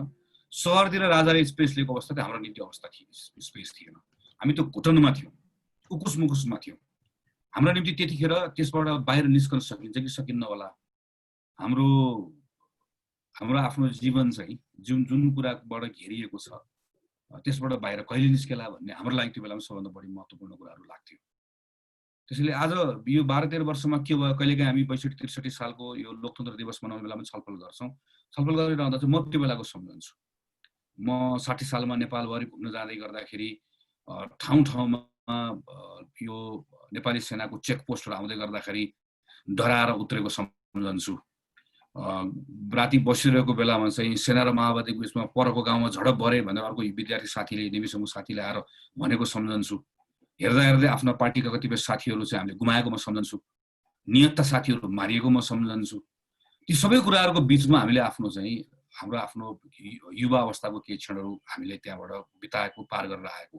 त्यसैले मलाई चाहिँ अहिले प्रत्यक्ष युद्ध नभएको अवस्था नेपालमा भइरहेको, हामीले त्यसको व्यवस्थापन गर्न सकेको, नेपाल जस्तो देश जो त्यस्तो खालको विद्रोहबाट बाहिर एउटा व्यवस्थापन गरेर बाहिर आयो, 50% भन्दा बढी देशहरू 10 वर्षभित्रमा फेरि फर्किएर कुनै न कुनै गृहयुद्धमा गएको हाम्रो अनुभव रहँदै गर्दाखेरि बेला बेलामा बीचबीचमा फेरि हाम्रो आफ्नो वार्ता संवाद टुट्छ कि तुहिन्छ कि फेरि हामी युद्धको त्यही अवस्थामा जान्छौँ कि भन्ने जुन डर पनि हाम्रो बिचमा लामो समयसम्म रहिरह्यो, त्यसबाट करिब करिब मुक्त भएको अहिलेको अवस्था हेर्दै गर्दाखेरि म चाहिँ त्यहाँबाट त्यसलाई सन्तोष मानेर त्यो बेलाको क्षणसँग त्यसलाई त्यो सन्दर्भलाई तुलना गरेर हेरेर कम्तीमा त्यो बेलाको भन्दा अहिले हामी त्यो अँध्यारो भन्दा हामी उज्यालो अवस्थामा छौँ भनेर गौरव पनि गर्छु र त्यहीँबाट चाहिँ मेरो आफ्नो कुरा पनि अगाडि बढाउन चाहन्छु। यो सँगसँगै हामीलाई अर्को एउटा महत्त्वपूर्ण विषय के लागिरहेको थियो भने विद्यार्थी आन्दोलनमा हामीहरू काम गऱ्यौँ। म त संविधान सभामा पनि गएर काम गर्ने मौका पाएँ, श्याम दाइ पनि संविधान सभामा आएर योगदान गर्ने मौका श्याम दाइको पनि रह्यो। हामीहरू सबैलाई यो संविधान सभाले संविधान बनाउन सक्ला कि नसक्ला, संविधान बनाउन सकेन भने के हुन्छ, आज संविधान नबनिरहेको भए, युद्धको अवस्था भइरहेको भए आज हामी के छलफल गरिरहेका हौँ, वा नेपालको संविधानै बनाउन नसक्यो, युद्धको अवस्थाबाट बाहिर हामी सकेनौँ, नभएको हामी आज के विषयमा छलफल गरिरहेका हुन्थ्यौँ। त्यो संविधान बनाउने त्यो यात्रा पनि हाम्रो निम्ति कस्तो कष्टप्रद रह्यो, कति सकसपूर्ण रह्यो, बिग्रियो भत्क्यो तुइयो भनेको अवस्थाबाट हामीहरू कसरी त्यसबाट बाँचेर बचाएर हामीहरू बाहिर निस्क्यौँ र आज हामीसँग सङ्घीय लोकतान्त्रिक गणतन्त्रलाई संस्थागत गर्ने संविधान छ भन्ने कुरामा टेकेर नै म आफ्नो कुरा अगाडि राख्न चाहन्छु। यो दोस्रो कुरा भयो। तेस्रो कुरा, नेपाली कङ्ग्रेसको विधानमा हामीले प्रश्नसँग लेखेका थियौँ कि नेपाली कङ्ग्रेस पार्टी नेपालभित्र न्यायपूर्ण समाज बनाउन चाहन्छ त्यो न्यायपूर्ण समाज निर्माण गर्नका निम्ति हामीले एउटा माध्यम छानेका छौँ। त्यो माध्यम भनेको संवैधानिक राजतन्त्र र बहुदलीय संसदीय व्यवस्था हो। बहुदलीय संसदीय व्यवस्था र संसदीय व्यवस्थाको माध्यमबाट हामी नेपाली समाजलाई परिवर्तन गर्न चाहन्छौँ, आर्थिक सामाजिक रूपान्तरण गर्न चाहन्छौँ भन्ने हाम्रो पार्टीको विधानको उद्देश्य ठ्याक्कै लेखिएको थियो र काङ्ग्रेसको सदस्यता प्राप्त गर्ने प्रत्येकले म काङ्ग्रेसको सदस्य बन्छु भनेको दिन काङ्ग्रेसको त्यो उद्देश्यलाई मानेर सदस्य बन्थ्यो हामीहरू। हामीले त्यसबाट संवैधानिक राजतन्त्र र बहुदलीय संसदीय व्यवस्था माध्यम छ। हामीले के भन्यौँ भने उद्देश्य हाम्रो बदलिएको छैन, राष्ट्रियता लोकतन्त्र समाजवाद हाम्रो आदर्श हो, त्यो पनि बदलिएको छैन। राष्ट्रियता लोकतन्त्र समाजवादको आदर्श एवं सिद्धान्त अनुरूप संसदीय व्यवस्था र संवैधानिक राजतन्त्रको माध्यमबाट आर्थिक सामाजिक परिवर्तन गरेर न्यायपूर्ण गतिशील समाज निर्माण गर्ने हाम्रो उद्देश्य भनेर हामी भन्थ्यौँ र बिचमा हामीले के गर्यौँ जस्ताको तस्तै राख्यौँ। उद्देश्य हामीले माध्यम हामीले फेर्यौँ, किन माध्यम बदलिन्छ। आदर्श हाम्रो त्यही हो, गन्तव्य हाम्रो त्यही हो, तर यो माध्यम काम लाग्दैन, त्यसलाई हामी माध्यम बदल्छौँ भनेर हामीले संवैधानिक राजतन्त्र भन्ने त्यहाँको माध्यम हामीले झिक्यौँ। त्यसैले काङ्ग्रेसको साथीहरूलाई हामीले त्यो बिचमा लगातार छलफल गर्दै गर्दाखेरि के भन्यो भने हाम्रो पार्टीले संवैधानिक राजतन्त्र विधानबाट झिक्दै गर्दाखेरि यो नेपाली कङ्ग्रेस आफ्नो जुन मान्यता छ, विश्वास छ, त्यसबाट अलग हुन्छ कि भन्ने त्यो कोणबाट छलफल आउँदै गर्दा हामीले जमेर त्यसमा छलफल गऱ्यौँ कि एउटा पार्टीको जीवनमा माध्यमहरू कसरी बदलिन सक्छ भनेर हामीले भन्यौँ र सङ्घीयता हामीले त्यसलाई एक्सेप्ट गऱ्यौँ, रिपब्लिक हामीले त्यसलाई एक्सेप्ट गऱ्यौँ र यसरी हाम्रो आफ्नो पार्टीको हाम्रो आफ्नो माध्यम बनायौँ। त्यो बनाउने बेलामा हामी किन तयार भयौँ त संवैधानिक राजतन्त्रलाई हाम्रो आफ्नो विधानबाट? त्यो थुप्रै पक्षहरू छ, त्यो मात्र एउटा महत्त्वपूर्ण पक्ष म सम्झन्छु। त्यो बेलामा तयार भएको कुरा के थियो भने नेपालको मोनार्कीसँग हामीले पटक पटक सङ्घर्ष गऱ्यौँ, सम्झौता गऱ्यौँ। हामीले सङ्घर्ष गरेर सम्झौता गऱ्यौँ। सम्झौता गरेपछि ऊ एउटा थान्कोमा बस्यो, संवैधानिक राजतन्त्रको रूपमा बस्यो। तर नेपालको मोनार्कीको चरित्र के देखियो भने त्यो इभल्भ भएर संवैधानिक राजतन्त्रका रूपमा आफ्नो सीमाभित्र बसेर त्यो भूमिका निर्वाह गर्दै आएको बेलायतको संवैधानिक राजतन्त्र, नर्वेको संवैधानिक राजतन्त्र वा जापानको संवैधानिक राजतन्त्र जस्तो हाम्रो अनुभव हामीसँग रहेन। अहिले ६२ सालमा हामीले फेरि संवैधानिक राजतन्त्र मान्छौँ भनेर त्यो बेलामा सेरिमोनियल मोनार्की भनेर भन्ने अझ चलन थियो। सेरिमोनियल रोल मात्र दिन्छौँ भनेर राख्यो भने नेपालको मोनार्कीले फेरि ४-५ वर्ष पछाडि फेरि त्यो बेलामा हाम्रो आफ्नो लिबरल डेमोक्रेसीले राम्रोसँग चाहिँ त्यहाँभित्रको डेमोक्रेसीभित्रका एक्टर्सहरूले डेलिभर गर्न नसक्दा, अपेक्षाहरू पुरा गर्न नसक्दाखेरि एक खालको असन्तुष्टि हुन्छ जो अहिले रहिरहेको छ।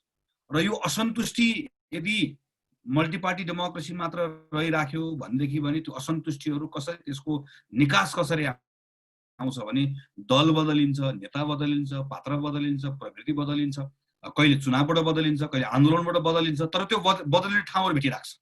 तर मोनार्कीको प्रेजेन्स रह्यो भनेदेखि भने त्यो बदलिने कुराको निकास कहाँबाट आउँछ फेरि भने फेरि मोनार्की आउँछ रिक्लेम गर्नका लागि कि मैले पावर लिए पनि बदलिन्छ भनेर आउँछ, जुन कुरा हामीले राजा ज्ञानेन्द्रको शासनकालमा 2005मा 2002 देखि 2005को बिचमा हामीले हेऱ्यौँ। त्यो बेलाको स्टेटमेन्टहरू हामीले सम्झ्यौँ भने त्यसबाट काङ्ग्रेसको कम्तीमा म काङ्ग्रेसको कुरा भन्न सक्छु कि नेपाली कङ्ग्रेसको हामीहरू चाहिँ के ठाउँमा पुगेको भने नेपालमा लिबरल डेमोक्रेसीको यही बाटो नेपाल हिँड्थे। लिबरल डेमोक्रेसीभित्र हाम्रो आइडियाजहरू कन्टेस्ट गर्छौँ, हामीहरू त्यहाँभित्र लड्छौँ, बाँच्छौँ, फरक फरक ओपिनियन्सहरू आउँछ, कार्यक्रम फरक हुन्छ, तरिकाहरू फरक हुन्छन्, तर हाम्रो फ्रेमवर्क त्यही हुन्छ। तर मोनार्कीसँगै राख्यो भने यसले लिबरल डेमोक्रेसीको फ्रेमवर्कलाई भत्काइदिइराख्छ, पटक पटक भत्काउँछ। त्यस कारणले गर्दा मोनार्की र डेमोक्रेसी नेपालमा कोएक्जिस्ट गर्न सक्दैन, सँगै जान सक्दैन। यो बेलायतको मोनार्की वा नर्वेको जापानको मोनार्की जस्तो होइन। त्यसैले मोनार्कीलाई अब हामीले अलग राख्नुपर्छ भनेर हामीलाई सबभन्दा बढी त्यो डेमोक्रेसीलाई संस्थागत गर्ने कुराको सन्दर्भमा यसले हामीलाई सबभन्दा बढी उत्प्रेरित गरेको अवस्था थियो। अब यो कोणबाट हेऱ्यो भनेदेखि भने आज मोनार्की चाहिँ योबाट अलग भएर राष्ट्र संस्था नभएको अवस्था रहँदै गर्दाखेरि हामीले भनेको जस्तो डेमोक्रेसीको विकल्पकै बारेमा लोकतन्त्रको विकल्प होइन, लोकतन्त्रभित्र मात्रै विकल्पहरू खोजियोस् भनेको अवस्था चाहिँ यो कहीँ कतै अलिकति पनि यो हामीले के भन्छौँ भन्ने कुरा होइन, आम रूपमा नागरिकलाई लागेको यसको कुनै पनि विकल्पहरू कहीँ कतै सोच्नै पर्दैन भन्ने लागेको अवस्था छ त भनेर प्रश्न गर्नुपर्नेछ, निर्मम समीक्षा गर्नुपर्नेछ। आज पनि प्रधानमन्त्रीजीले गणतन्त्र दिवसको दिनमा स्टेटमेन्ट दिँदै गर्दाखेरि गणतन्त्रबाट कोही पनि पछाडि फर्कदैन अब भनेर भनिराख्नुपर्ने, हाम्रै पार्टीका नेताहरूले हामीले बोल्दै गर्दाखेरि चाहिँ कसैले गणतन्त्रमाथि आँखा नलागाओस् भनेर भनिराख्नुपर्ने भनेको त्यो सेन्स अफ इन्सिक्युरिटी चाहिँ हाम्रो भित्र छ।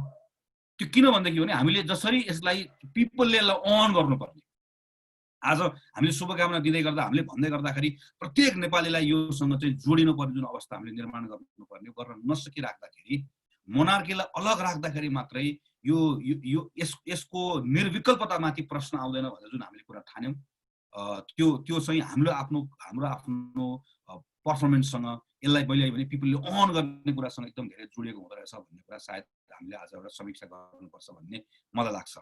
मलाई लागेको अर्को विषय भनेको चाहिँ हामीले मोनार्कीबाट गणतन्त्रमा जाँदै गरेको सोचेको मोनार्कीले कसरी हेर्ने भयो भने देश भनेको मेरो प्राइभेट प्रपर्टी हो, त्यसैले राजभक्ति भनेकै त्यो एक प्रकारले हामीले जसलाई राष्ट्रवाद भन्छौँ त्यो त्यसको मियो त्यसको केन्द्रमा के छ भन्दा राजा छ, राजभक्ति छ। त्यसले हामी त्यो बेलाको हामी त्यतिखेरको भाष्य हामीले सम्झ्यौँ भनेदेखि भने हाम्रा गीत कविता साहित्य सबैले केलाई लिएर जाने भयो, हाम्रो भूगोलको कुरा गर्ने भयो र त्यो भूगोलको संरक्षकका रूपमा कसलाई प्रेजेन्ट गर्ने भयो भने राजालाई प्रेजेन्ट गर्ने भयो, मियो उसलाई मान्ने हो। राजाको राजभक्ति भनेकै इभेन्चुअली के हो भन्दा राजभक्ति भनेकै राष्ट्रको भक्ति हो, त्यो राजा भनेकै त्यही हो भन्ने ढङ्गबाट यसलाई हामीले त्यसरी स्थापित गर्यौँ। त्यो स्थापित भएको अवस्था थियो। हामीले मोनार्कीबाट गणतन्त्रमा आउँदै गर्दाखेरि यो मान्यतै यसलाई भङ्ग गर्ने हो र यो मान्यता भङ्ग गरिसके पछाडि हामीले एक प्रकारले भन्यो भने त हाम्रो आफ्नो त्यो मान्यता भङ्ग गर्दै गर्दाखेरि सोसाइटीलाई जो सोसाइटी जसरी बाँधिएर बसेको छ त्यसको मियो नै त्यसलाई त्यहाँबाट अलग गरिसके पछाडि त त्यो छ्यार्र ब्यार्र हुन्छ, स्क्याटर्ड हुन्छ, अल्बलिन्छ र त्यसलाई बाँध्ने कुरा इतिहासमा गएर खोज्ने भयो। बाँध्ने कुरा चाहिँ के गौरव गर्ने कुराहरू गौरव गर्ने हो, लिने कुराहरू लिने हो, ग्रहण गर्ने कुराहरू ग्रहण गर्ने हो। आखिर हामी त्यहीबाट आएको, त्यहीसँग जोडिएर आएको हाम्रो आफ्नो समृद्ध इतिहासका ती पाटाहरूसँग छोड्नुपर्ने कुरालाई छोड्ने हो र एउटा नयाँ यात्रा प्रारम्भ गरे। नयाँ यात्रा प्रारम्भ गर्नका निम्ति हामीलाई टेक्ने आधार भनेको हामीले आफ्नो संविधानलाई बनाउने हो। त्यसले हामीले संविधानको सन्दर्भमा के भन्यो भने हाम्रो नेसनलिजमको खास नेसनलिजमको लागि हामीले त्यसलाई प्रस्तुत गर्दै गर्दा संवैधानिक देशभक्ति कन्स्टिट्युसनल प्याट्रियोटिजम हाम्रो निम्ति अबको सिद्धान्त यो हुन्छ। यो तपाईँ हाम्रो कन्स्टिट्युसनले के भन्यो, नेपालभित्रको विविधतालाई स्वीकार गर्यो, नेपालभित्र हिजो ऐतिहासिक हिसाबले विभेदहरू भएको थियो भन्ने कुरालाई मान्दै यसलाई सच्याउँछु भन्ने कुराको सङ्कल्प गर्यो। यो कन्स्टिट्युसनल प्याट्रियोटिजम नै अबको नेपालको हाम्रो देशभक्तिको हाम्रो आधार भनेको यो संवैधानिक देशभक्ति हाम्रो यो आधार हो भनेर हामीले यसलाई यसरी मान्यौँ र त्योसँग हाम्रो लगाव, त्योसँग हाम्रो प्रेम, त्योसँग हामी जोडिने कुरा र यसको आधारमा चाहिँ हाम्रो नागरिकका व्यवहारहरू, हाम्रो सम्बन्धहरू परिभाषित गर्दै जाने भन्ने हामी गणतन्त्रमा जाँदै गर्दाको अर्को हाम्रो ठुलो सङ्कल्प यो थियो। अब यो ठिक ढङ्गले गएको छ भनेर यसको दुईटा पाटो छ। अघि श्यामदाईले चर्चा गर्नुभएको एउटा यसको सकारात्मक पाटोहरू छ, हामीले कतिपय ठाउँमा ल्याएका बदलावहरू। अघि युवराजीले प्रारम्भमा चर्चा गर्नुभएको अहिले एउटा प्रतिनिधि घटना हो, रुकुममा भएको घटनाले हामीले यो विषयले सँगसँगै हामीले राखेर हेऱ्यौँ भनेदेखि भने वा अहिले सिमानामा भइरहेको विषयहरूका सन्दर्भमा हामी प्रत्येक नेपालीको देशभक्तिको आधार भनेको चाहिँ हाम्रो सिमाना जति हाम्रो देशभक्तिको एउटा आधार हो, त्यहाँभित्र व्यक्त हुने हाम्रो प्रेम जति आधार हो। सिमानामा अलपत्र परिरहेका मानिसहरूका बारेमा फेरि चाहिँ जुन अलमल हो हामीले हेऱ्यौँ भनेदेखि भने यो विषयका सन्दर्भमा यसलाई हामी जसरी स्थापित गर्नुपर्ने हो, यसलाई यो स्थापित गर्ने कुरामा पनि हामी कतै चुकी परेका छौँ कि यसलाई यो पनि अझै गहिरोसँग छलफल गर्नुपर्ने। हाम्रो देशभक्तिको परिभाषा के हो? मान्छे पनि हो, माटो पनि हो।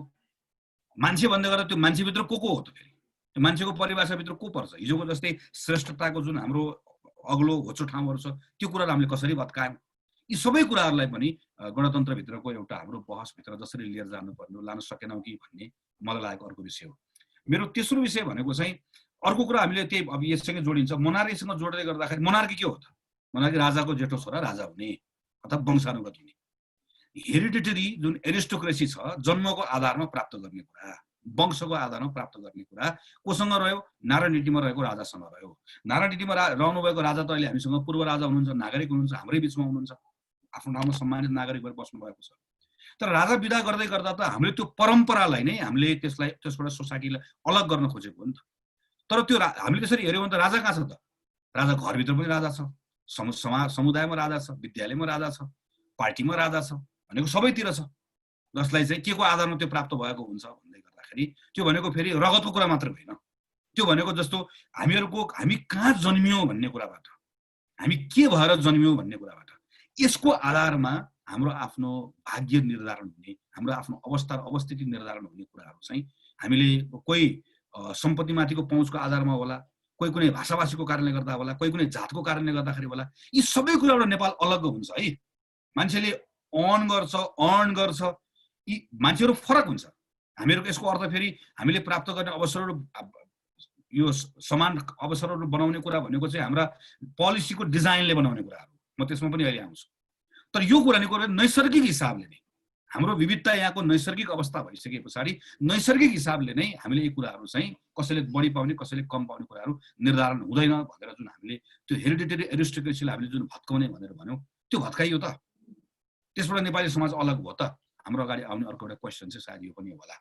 त्योसँग यो हेरिडिटेरी एरिस्टोक्रेसीसँग मुक्त हुने कुराले त्योसँग अर्कोसँगै कुरा आउने भनेको चाहिँ हामीले संविधानको माथि नै लेख्यौँ कि प्रत्येक नेपालीको स्वतन्त्रताको हकको कुरा हामीले गऱ्यौँ। त्यसपछि हामीले नेपालीको समानताको हकको कुरा गऱ्यौँ र स्वतन्त्र र समान भइसके पछाडि उसले के पाउँछ? उसले सम्मानपूर्वक बाँच्न पाउँछ, डिग्निफाइड लाइफको कुरा गऱ्यौँ। गणतन्त्रको अर्को मेजर कुरा भनेको चाहिँ प्रत्येक नेपालीले पाउने डिग्निफाइड लाइफ।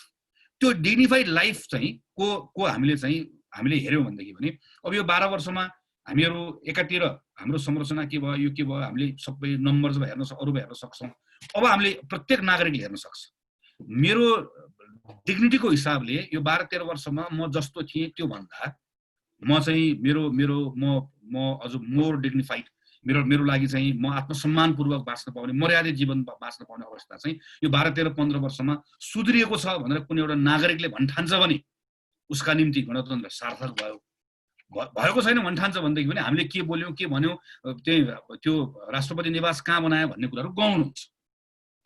त्यो डिग्निफाइड लाइफसँग फेरि फरक मान्छेको फरक कुरा जोडिएको हुन्छ। कसैलाई हिजो मैले मेरो भाषामा चाहिँ म दमनमा परेको थिएँ, आज म त्यहाँभित्र चाहिँ मैले समान भएको महसुस गरेको छु भन्ने कुराले मेरो डिग्निटीको कुराको सन्दर्भमा मैले पाएको छु भनेर महसुस गरेको कुरा होला। कसैले चाहिँ यो पब्लिक डोमेनभित्र रहेका एजुकेसन हेल्थ जस्ता कुराहरूको कारणले गर्दा रहेको होला, रोजगारीको अवसरको कारणले गर्दा रहेको होला, फरक कुराहरू हुनसक्छ। तर त्यो डिग्निटीको कुरा मैले अर्काको बारेमा भनिदिएर हुँदैन। तपाईँलाई मैले दिएको छु, संविधानमा लेखिदिएको छु, गरिदिएको छु भनेर हुँदैन। उसले पाएको छ कि छैन भन्ने कुरा हो। र के कुरा हो होइन के कुरा हो भन्ने कुरालाई हामीले आधार बनाउने कुरा भनेको मैले अघि पनि भने हाम्रो कन्स्टिट्युसनले आधार बनाएका कुराहरू हो। यो कुराहरूको सन्दर्भमा नेपालीहरूले फरक सन्दर्भमा कसरी मैले प्राप्त गरेँ भनेर भन्ने अवस्था होला। मलाई यहाँभित्र जस्तो फेरि म त्यही रुकुमको घटनाको सन्दर्भमा आउँछु। रुकुमको घटनाको दुईटा पाटो मैले अहिले हेरिरहेको, एउटा वैधानिक पाटो, एउटा वैधताको पाटो। हाम्रो गणतन्त्र वैधानिक आधारमा मात्रै टिक्न सक्दैन, वैधताको कुरा पनि हुन्छ। वैधानिक कुरा भनेको लेखिने कानुनहरूका कुराको सन्दर्भमा, संख्याका कुराको सन्दर्भमा, नियमको कुराको सन्दर्भमा आउने हो। वैधताको पाटो भनेको समाजले गर्ने व्यवहारका सन्दर्भमा, उसको अनुमोदनका सन्दर्भमा आउने हो।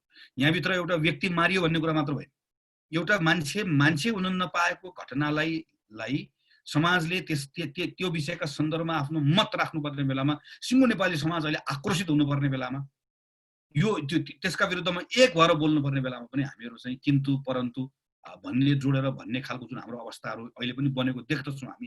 यसले हामीले के देखाइरहेको छ भनेदेखि भने मैले अघि भनेको कि त्यो वैधानिक हिसाबले त कानुनमा नयाँ कुरा लेखेछौँ, भनेछौँ, बोलेछौँ, तर हाम्रो आफ्ना सम्बन्धहरू, हाम्रो चेतना, यसलाई बदल्ने कुराहरूको सन्दर्भमा चाहिँ त्यो गणतान्त्रिक चेतना निर्माण भएछ त बृहत्तर। यो माथि शासकको कुरा मात्र होइन, समग्रमा होल सोसाइटीमा मैले त्यसरी घरका राजाहरू हामीले विदा गरेछौँ त, परिवारको राजा, समुदायको राजा नारायणटीबाट मात्र विदा गर्ने कुरा गणतन्त्र होइन।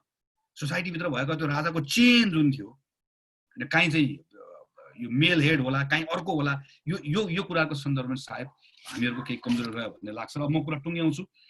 मलाई अर्को कुरा लागेको चाहिँ हामी गणतन्त्र भन्दै गर्दा हाम्रो त्यो बेलामा जेनेरेसनको साथीहरू सडकमा नारा लाउन आउँदै गर्दा अर्को हाम्रो मन मस्तिष्कमा आएको एउटा चित्र कस्तो थियो भन्दाखेरि भने नेपालको इकोनोमीको पाइ, हाम्रो साइज यो जस्तो छ। हामीले फरक ढङ्गले भने हामी के भन्थ्यौँ भने यो अब व्यापक ठुलो हुन्छ। यो व्यापक ठुलो हुँदै गर्दा चाहिँ कुनै एउटा व्यक्तिको अंश बढेकोले गर्दा समग्र नेपालको अंश बढ्ने होइन, कुनै एउटा समुदायकोले प्राप्त गरेको अंश बढेकोले वा कुनै एउटा क्षेत्रको कारणले गर्दा बढ्ने होइन। हामी सबैको पनि अंश बढेको हुन्छ। हामी सबैको अंश बढिरहँदै गर्दा सिङ्गो नेपालको त्यो केकको साइज, पाइको साइज पनि बढेको हुन्छ, वा नेपालको पाइको साइज बढिरहँदै गर्दा हामी सबैको अंश पनि बढेको हुन्छ। त्यसैले हामी अर्थात् यसलाई अझ सरल भाषामा भन्दै गर्दा हामी सबैको जीवन स्तरमा सकारात्मक बदलाव आएको हुन्छ। हामी अहिले जस्तो अवस्थामा छौँ योभन्दा राम्रो गरिरहेका हुन्छौँ, योभन्दा राम्रो हुन्छ भन्ने विश्वासले हामीलाई त्यो बाटोमा डोराइरहेको हुन्छ। कसैको लागि भएको होला, तर समग्रतामा हामी हेऱ्यौँ भनेदेखि भने यही कुरा हुन्छ। अहिले कुवेतमा वा इजरायलमा वा कतारमा वा भारतको सिमानामा अलपत्र परेर बसिरहेका मानिसहरूका निम्ति चाहिँ त्यहाँ जाने अवस्था किन बन्यो? आज देश फर्काउन नसक्ने वा नपाउने अवस्था किन बनिरहेको छ? यो सबै कुराको राखेर हामीले हेर्यो भनेदेखि भने चाहिँ गणतन्त्रको सान्दर्भिकता उनीहरूको जीवनमा कसरी आयो त? के 12, 13, 14, 15 वर्षमा चाहिँ हाम्रो साइज बढ्यो वा हाम्रो साइज बढ्दै गर्दा उनीहरूको साइज वा उनीहरूको अंश त्यसभित्र बढ्यो? यो हिसाबले पनि सायद चाहिँ हामीले गणतन्त्रको 12, 13 वर्षको बहस कस्तो रह्यो भनेर हेर्नुपर्छ होला। र मेरो यो चाहिँ अन्तिम कुरा चाहिँ हाम्रो रुल अफ इन्गेजमेन्ट, हामीले अघि कुरा आयो स्थानीय सरकार, सङ्घको सरकार, यी थुप्रै कुराहरूमा धेरै सकारात्मक परिवर्तनहरू भएको छ। यसको चर्चा पनि गरौँ, यसलाई अझ बढाउँदै पनि लिएर जाउँ। तर अघि नै श्याम दाइले पनि भन्नुभयो, नरेन्द्र दाइले पनि भन्नुभयो, तर त्योसँगै अर्को महत्त्वपूर्ण कुरा भनेको चाहिँ त्यो हाम्रो एजेन्सीहरूमा देखिने चेन्ज, रुल्समा देखिने चेन्ज भन्दा इम्पोर्टेन्ट कुरा भनेको चाहिँ प्रवृत्तिको कुरा सबभन्दा महत्त्वपूर्ण कुरा हो। त्यो बदलियो त। हिजो संवैधानिक राजतन्त्र र बहुदलीय व्यवस्था हुँदै गर्दाको नेपालको राजनीतिक दल वा हामी राजनीतिक कर्मीहरू जो थियौँ, अल्टिमेटली त केही इन्डिभिजुअल्सहरू हो, हाम्रो सोच, हाम्रो शैली, हाम्रो प्रवृत्ति जे थियो, हाम्रो यतापट्टि गणतान्त्रिक चेतनाको साथमा अब हामी आएका हौँ, हामी भौ भनेर भन्दै गर्दा हामी शासक हौँ भनेर भन्ने हाम्रो मनोवृत्ति जस्ताको तस्तै छ। हामी आदेश दिने मानिसहरू भनेर भन्ने हाम्रो मनोवृत्ति जस्ताको तस्तै छ। यी सबै कुरालाई ग्रहण गर्न, बदल्नका लागि हामीहरू तयार भइरहेका छैनौँ भनेदेखि भने यसले पनि चाहिँ नागरिकले चाहिँ के डिफरेन्स महसुस गर्छ त? कहिलेकाहीँ हामी हेरेर सामान्य कुरा लाग्छ, तर सिम्बोल्सहरूले अर्थ राख्छ। जस्तो आजको कार्यक्रममा म पाठशालाको साथीहरूलाई म आग्रह गर्न चाहन्छु, खास गरिकन व्यवस्थापन गर्ने साथीहरूलाई म क्षमा पनि चाहन्छु। कतिपय साथीहरूले सामाजिक सञ्जालमा महत्त्वपूर्ण कुरा उठाउनु भएको छ। यत्रो विषयको संवाद गर्दै गर्दा आज तोकेर तपाईँहरूले एकजना महिला वक्ता किन राख्नु भएन? यसलाई हामीले सामान्य विषय मान्न पनि सक्छौँ, तर म यी विषयलाई सामान्य विषय मान्नु हुँदैन भन्ने म राख्न चाहन्छु। यो तपाईँहरूले अनइन्टेन्सनली गरेका कुराहरूलाई पनि हामीले यसलाई कन्सियसली सच्याउनु पर्छ, किनकि यस्तो सिम्बोल्सहरूले अर्थ राख्छ कि हामीहरू कतातिर जान कोसिस गरिरहेका छौँ भन्ने कुरालाई अर्थ राख्छ। राष्ट्रपतिजीको सवारीमा चाहिँ घन्टौँ बाटोमा कुर्नुपर्ने कुरालाई अर्थ राख्छ। किन अर्थ राख्छ भनेदेखि भने चाहिँ यिनै कुराहरूबाट चाहिँ त्यो हाम्रो राजनीतिक चेतना कस्तो बनिरहेको छ, कस्तो भइरहेको छ भन्ने कुरा तलको नागरिकले महसुस गर्ने।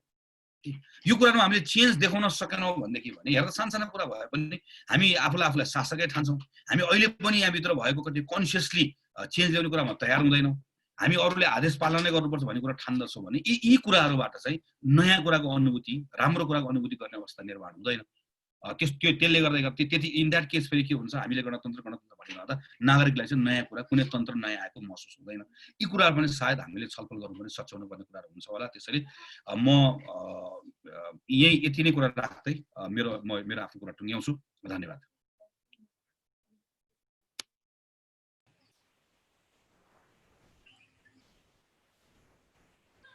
हार्दिक धन्यवाद तथा आभार व्यक्त गर्दछु आदरणीय गगन दाइ। आज गणतन्त्र दिवसका बारेमा हामीले विशेष व्यक्तित्वसँग छलफल गऱ्यौँ र आजको दिन धेरै प्रश्नोत्तर नगरिकन हामी सबै आफै जिम्मेवार नागरिक हौँ र चाहिँ हामीले आजको दिनलाई खास शुभकामना आदान प्रदानको दिनका रूपमा एउटा विशेष दिन भएका कारणले पनि समीक्षा गर्ने र चाहिँ शुभकामना आदान प्रदान गर्नेका रूपमा मात्रै कार्यक्रमलाई अगाडि बढाएका छौँ र केही व्यक्तित्वहरू हाम्रो कार्यक्रममा केही ढिलो गरी हाम्रो प्राविधिक कुरा र उहाँहरूको आफ्नो कुराले केही ढिलो गरी पाल्नु भएको छ। उहाँहरूलाई मैले स्वागत गर्न चाहेँ। गाउँपालिका राष्ट्रिय महासङ्घ महासचिव इन्द्रावती गाउँपालिकाका अध्यक्ष समेत हुनुहुन्छ बमसल तामाङ, उहाँलाई म हार्दिक स्वागत गर्न चाहन्छु। त्यसै गरी कृष्ण कुमारी खतिवडाज्यूलाई म हार्दिक स्वागत गर्न चाहन्छु। हामीले कार्यक्रममा केही शुभकामनाहरू मात्रै लिने भनेर तय गरेका छौँ, तसर्थ संक्षिप्तमा आफ्ना कुराहरू राखिदिनका निम्ति मैले कार्यक्रममा नेपाली काङ्ग्रेस केन्द्रीय सदस्य डाक्टर डिला सङ्ग्रौलाज्यूलाई हार्दिक अनुरोध गर्दछु। धेरै धेरै धन्यवाद। आज गणतन्त्र दिवस 12 वर्ष पुगेर 13औं गणतन्त्र दिवस हामी मनाइरहेका छौँ। आज मात्रै एउटा चाहिँ बौद्धिक छलफलमा भाग लिने मैले अवसर पाएको छु। छलफललाई अझ हामी बढाउँदै अगाडि जानुपर्छ। श्याम दाईको, हाम्रो युवा नेता गगनजी, नरहरी दाई, म तिनटैको र अनि जिल्लाबाट जोडिनु भएको साथीहरूको पनि केही कुरा सुन्ने अवसर पाएँ। सर्वप्रथम यो गणतन्त्र दिवसको सन्दर्भमा सबैलाई शुभेच्छा, शुभकामना व्यक्त गर्न चाहन्छु। तर हामी आज 13औं गणतन्त्र दिवस मनाइरहँदा आज देशैभरि नेपाली जनता जुन छन् आज पनि यो कोरोनाको कहरभित्र धेरै गरिब असहाय मजदुर किसानहरू रोगले भन्दा पनि भोकले मर्ने अवस्था छ। तिनका आवाजहरूलाई, तिनका क्रन्दनलाई, तिनका भावनालाई यो गणतन्त्र दिवसले सम्बोधन गर्न सकेका छैन। हामीले तिनलाई सम्बोधन गर्न सकेका छैनौँ। त्यसतर्फ पहिलो हाम्रो ध्यान जानुपर्छ जस्तो मलाई लागेको छ। तेस्रो, आज अप्ठ्यारो परिस्थितिमा गणतन्त्र नेपाल त भयो, तर आजको गणतन्त्र नेपाल हामीले ल्याएको गणतन्त्र चाहिँ यो राजतन्त्रको लेगेसीबाट चाहिँ टाढा रहन सकेन कि र त्यो हुँदाले गर्दा नेपाली जनताले जुन सोचे, आज लाखौं नेपाली जनताले साधक प्राप्त गरेर आज यो मुलुक सङ्घीय लोकतान्त्रिक गणतन्त्रको जगमा उभियो। तर मुलुकलाई, नेपाली जनतालाई समृद्धि र विकाससँग हामीले गाँच्न सकेनौँ। यो मुलुकलाई नयाँ नेपाल बनाउने सपना छ, त्यो बनाउन सकेनौँ। आज पनि गणतन्त्र नेपाल बनाउने जति पनि शहीदहरू छन्, तिनका परिवार छन्, द्वन्द्व पीडित छन्, अपाङ्ग छन्, तिनीहरू के कस्तो अवस्थामा छन्, तिनको घर परिवारलाई सम्मान र तिनको परिवारलाई चाहिँ केही आर्थिक व्यवस्थापन हामीले गर्न सकेका छैनौँ। त्यसैले गर्दा गणतन्त्र नेपालको जुन हामीले व्यवस्था परिवर्तन भयो, तर गणतन्त्र नेपालको शासन गर्नेको सोच, चरित्र, शैली चाहिँ रूपान्तरण हुन सकेन। आजको दिनमा पहिला हामीले गरौँ, हाम्रो आचरण, हाम्रो चरित्र, हाम्रो सोच र राष्ट्र र जनता बनाउने भनेर समर्पण भएर गणतन्त्रको जगमा उभिएका थियौँ। त्यो गणतन्त्रलाई हामीले संस्थागत विकास जोडेर यो गणतन्त्रलाई नेपाली जनतासँग चाहिँ, जनताको जनसवालसँग, जनताको जनजीविकासँग, जनताको जुन सुन्दर सपना थियो त्यो सपनालाई परिपूर्ति गर्नसँग चाहिँ हामीले गाँच्न सकौँ, यो शुभेच्छा म व्यक्त गर्न चाहन्छु। अन्तमा म धेरै कुरा पनि नराखेर यस्ता छलफलहरू हामी चलाउँदै जाउँ, कति लामो समयसम्म हामी यो महासङ्कटभित्र रहन्छौँ, त्यो जनताको समस्यालाई चाहिँ सम्बोधन गर्नतर्फ सोच्नु पर्यो। र आज गणतन्त्र नेपाल हामी मनाउँदै गर्दा विदेशमा चाहिँ 40 लाख भन्दा बेसी नेपाली छन्। 15-20 लाख नेपालीलाई नेपाल ल्याउनु पर्ने छ। कामदारले हटाइसकेका छन्, आफ्नो भूमि आउन पाएका छैनन्, उनको क्रन्दन र रोदन छ। त्यसलाई पनि गणतन्त्र नेपाल बनाउने हामीहरू जो नेतृत्व गरिराखेका छौँ आजसम्म, त्यसतर्फ पनि हाम्रो ध्यान र सोच जाओस्। अर्को, गणतन्त्र नेपाल हामी भन्छौँ, कोरोना पछाडिको यो मुलुक जुन आज छ नि, त्यो चाहिँ आज अर्थतन्त्र, उद्योग व्यापार सबै धराशय छ। अब हामीले कृषिमाथि नयाँ क्रान्ति गर्नु छ, नयाँ सोच, नयाँ योजना, एउटा चाहिँ हाम्रो अहिलेको तत्कालीन योजना, दीर्घकालीन योजनाहरू पनि गणतन्त्र नेपालभित्र आज हामी वचनबद्ध गरौँ। यस्ता खालका हाम्रा जुम बैठकहरू गरौँ, कसरी नेपाललाई बनाउने, नेपाली जनताका आवाजलाई कसरी सम्बोधन गर्ने, नेपाली जनताका अधुरै रहेका सपनालाई कसरी साकार बनाउने, यसतर्फ चाहिँ यस्ता बैठकहरू अगाडि लैजाउँ। सबैलाई शुभेच्छा व्यक्त गर्छु। म आयोजकप्रति पनि धेरै धेरै धन्यवाद दिन चाहन्छु। धन्यवाद। जय नेपाल। धन्यवाद दिला दिदी महत्त्वपूर्ण भनाइका निम्ति। नेपाली काङ्ग्रेस सिन्धुपाल्चोकका सभापति विकास लामाजीलाई म हार्दिक अनुरोध गर्दछु। धन्यवाद देवराजी। नेपाली काङ्ग्रेसका आदरणीय नेता नरहरि आचार्यज्यू, राजनीतिक विश्लेषक श्यामलाल श्रेष्ठज्यू, नेपाली काङ्ग्रेसका युवा नेता केन्द्रीय सचिव गगन थापाज्यू लगायत नेतागण, सबै साथीहरू, यो पाठशालाले जुन आज यो लोकतन्त्र दिवसको उपलक्ष्यमा जुन कार्यक्रम राख्नुभयो, जो व्यक्तित्वलाई हामीले आज सुन्न पायौँ, त्यसको लागि पाठशालालाई म हार्दिक धन्यवाद दिन चाहन्छु। मैले अब नरहरि दाइको सुन्न बाँकी छ, गगनजी र श्यामलालजीको मैले सुन्न पाएँ। मलाई यो चाहिँ एकदमै महत्त्वपूर्ण कुराहरू सुन्न पाएँ। डाटा पनि उहाँले दिनुभयो, श्यामलालजीले धेरै कुराहरू दिनुभयो। म चाहिँ उहाँलाई धेरै धेरै धन्यवाद दिन चाहन्छु र पाठशालालाई पनि धन्यवाद दिन चाहन्छु। मेरो कुरा धेरै छैन, खालि चाहिँ शुभकामना मात्रै दिनका लागि तपाईँहरूको बिचमा म यो मिटिङमा जुममा आएँ। यो चाहिँ गणतन्त्र दिवस आएको आज त अब 12 वर्ष पुरा भएर 13औं वर्षमा प्रवेश गरेको उपलक्ष्यमा सम्पूर्णलाई म हार्दिक शुभकामना दिन चाहन्छु। महत्त्वपूर्ण कुरा चाहिँ अब अघि नै गगनजीले व्याख्या गर्नुभयो, यो चाहिँ अब गणतन्त्र चाहिँ गएपछि हैन हाम्रो चाहिँ व्यवहारमा कति सुधार आयो, हामी चाहिँ हिजोको राजा शैली हामीमा अझ विद्यमान छ कि छैन भन्ने कुराहरू आयो। अब श्यामलालजीले महत्त्वपूर्ण कुराहरू उठाउनु भएको छ, त्यो चाहिँ यो के अरे चाहिँ म चाहिँ यो महिलाहरूको चाहिँ जो प्रतिशत 11बाट चाहिँ 26 पुग्यो, अझै 33 पुर्याउनु पर्ने जुन चाहिँ यो चाहिँ संवैधानिक व्यवस्था छ त्यसलाई हामीले सुधार गर्नुपर्ने लगायतका धेरै कुराहरू यहाँ आइसकेका छ। त्यसले गर्दाखेरि म लामो बोल्न चाहन्न, उहाँहरूको म सुन्न लागि यहाँ चाहिँ म चाहिँ तपाईहरुको बैठकमा उपस्थित भएको छु। त्यसले गर्दा लामो नबोलिकन खालि शुभकामना मात्रै व्यक्त गर्न चाहन्छु। मेरो कुरा यति नै हो युवराजी, धन्यवाद। जय नेपाल। धन्यवाद विकास दाई। यसै गरी शुभकामनाकै निम्ति म पाँचथर पार्टी सभापति नरेन्द्र केरुङ दाईलाई हार्दिक अनुरोध गर्दछु। नरेन्द्र केरुङ। म यो मिटिङको आयोजना गर्ने, पाठशालाका तर्फबाट आयोजना गर्ने र यसको होस्ट गर्ने तपाईँ युवराजजी र सबै आयोजकहरूमा हार्दिक आभार व्यक्त गर्दछु कि यति महत्त्वपूर्ण बैठकमा सहभागी हुने मौका दिनुभयो।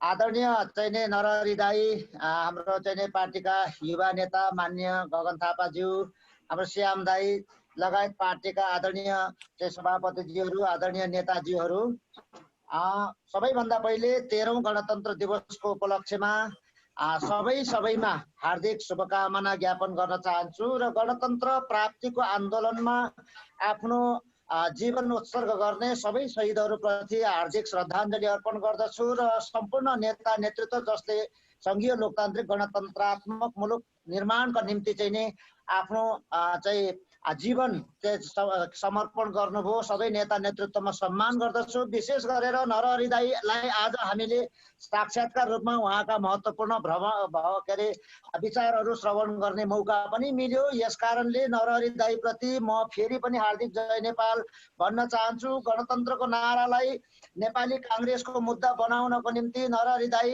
हाम्रो गगनजी लगायतका सम्पूर्ण गणतन्त्रवादी हाम्रा तत्कालीन अवस्थामा चाहिँ युवा नेताहरू सबैमा म हार्दिक सम्मान व्यक्त गर्न चाहन्छु। र जहाँसम्म अहिलेको परिस्थिति छ, यो परिस्थिति प्रति व्यक्तिगत रूपमा म आफू र एउटा सचेत नेपाली नागरिकहरू सन्तुष्ट रहन सकेको अवस्था छैन। मैले अघि बिहान एउटा रेडियोलाई आफ्नो विचारहरू दिने क्रममा भनेको थिएँ, राजतन्त्र ढल्नुको कारण के हो, गणतन्त्र आउनुको मूल कारण के हो भनेर प्रश्न गर्नुभएको थियो। मैले के भने राजतन्त्र ढल्नुको प्रमुख कारण चाहिँ राजतन्त्र र राजपरिवारभित्र रहेका पात्रहरू जुन थिए, त्यो पात्रहरूको कारणबाट राजतन्त्रप्रति जनताहरूको वितृष्णा जाग्दै जनताहरू इरिटेट हुँदै जाने प्रक्रियाले गर्दाखेरि अन्ततोगत जब नेपाली काङ्ग्रेसले राजतन्त्रको र विरुद्धमा गणतन्त्रको पक्षमा निर्णय लियो, तत्पश्चात मात्रै राजतन्त्र ढलेको हो र गणतन्त्र स्थापना भएको हो भन्ने कुरालाई यहाँ पनि दोहोर्याउन चाहन्छु। अहिलेको परिस्थितिमा दुईवटा पार्टी जोल्ठिएर बनेको करिब निकटको 2/3 बहुमतको जुन सरकार छ र अस्ति मधेसवादी दलहरूको समर्थनमा जुन 2/3 को सरकार थियो, त्यसले गणतन्त्रको लोकतान्त्रिक गणतन्त्रको संघीय लोकतान्त्रिक गणतन्त्रको चाहिँ उपहास गरेको महसुस सम्पूर्ण जनताहरूले गरिराखेको स्थिति छ। अघि नरहरि दाई, श्याम दाई लगायत गगनजी उहाँहरूको चाहिँ अत्यन्तै महत्त्वपूर्ण विचारहरू श्रवण गर्ने क्रममा पनि धेरै कुराहरू ज्ञात भएको छ। जनताहरू यतिखेर यो महामारीको समय छ, महामारीको समयमा यो गणतन्त्र नेपालले जन्माएको पहिलो स्थायी सरकार भनेर हामीले गर्व गर्ने गर्थ्यौँ। सो सरकारबाट हामीले कुनै पनि कुराको चाहिँ एउटा आश्वस्तता, एउटा भरोसा चाहिँ हामीले प्राप्त गर्न सकेका छैनौँ भन्ने आम जनताहरूको जनगुनासो, मनगुनासो रहेको छ।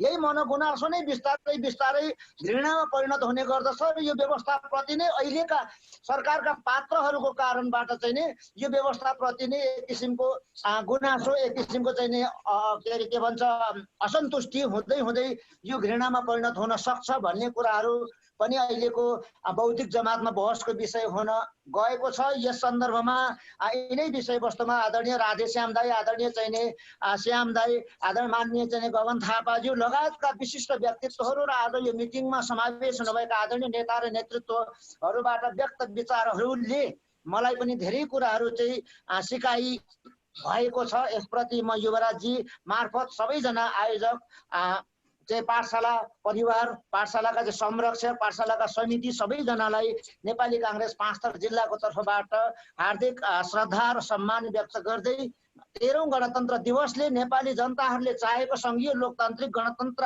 मुलुकका नागरिक भएर बाँच्नको निम्ति जे न्यूनतम आधारभूत चाहिँ मापदण्डहरू हुनुपर्ने त्यो मापदण्ड पुरा गर्नको निम्ति नेपाली काङ्ग्रेस एउटा वेटिङ गभर्मेन्टको हैसियतबाट र वेटिङ गभर्मेन्टको रूपबाट सम्पूर्ण जनताहरूलाई पूर्ण रूपेण आश्वस्त र विश्वस्त तुल्याएर आगामी मुलुकको नेतृत्व गर्ने जुन अभियानमा आजको गणतन्त्र दिवसले हामी सबैलाई शक्ति र सामर्थ्य प्रदान गरून् भन्ने शुभकामना व्यक्त गर्न चाहन्छु। युवराजी, हाम्रा महत्त्वपूर्ण धेरै व्यक्तित्वहरू यहाँ आउनु भएको छ। सबैलाई नाम लिएर स्वागत गर्ने अवस्था निर्माण हुन सकेन यो प्रविधिका कारण। छोटो समयमा हामी अन्तिम चरणमा छौँ। कार्यक्रममा उपस्थित सम्पूर्णलाई काङ्ग्रेस पाठशालाको तर्फबाट धन्यवाद ज्ञापन गरिदिनु हुन काङ्ग्रेस पाठशालाका आदरणीय प्रताप पौडेलजीलाई म हार्दिक अनुरोध गर्दछु। धन्यवाद युवराजी। यहाँहरू सबैलाई नमस्कार। आज गणतन्त्र दिवसको सन्दर्भ पारेर काङ्ग्रेस पाठशालाले गणतन्त्रको यो आन्दोलनका ती दिनहरूलाई सम्झने प्रयास गरेको छ, गर्ने प्रयास गरेको छ। यो अब अगाडि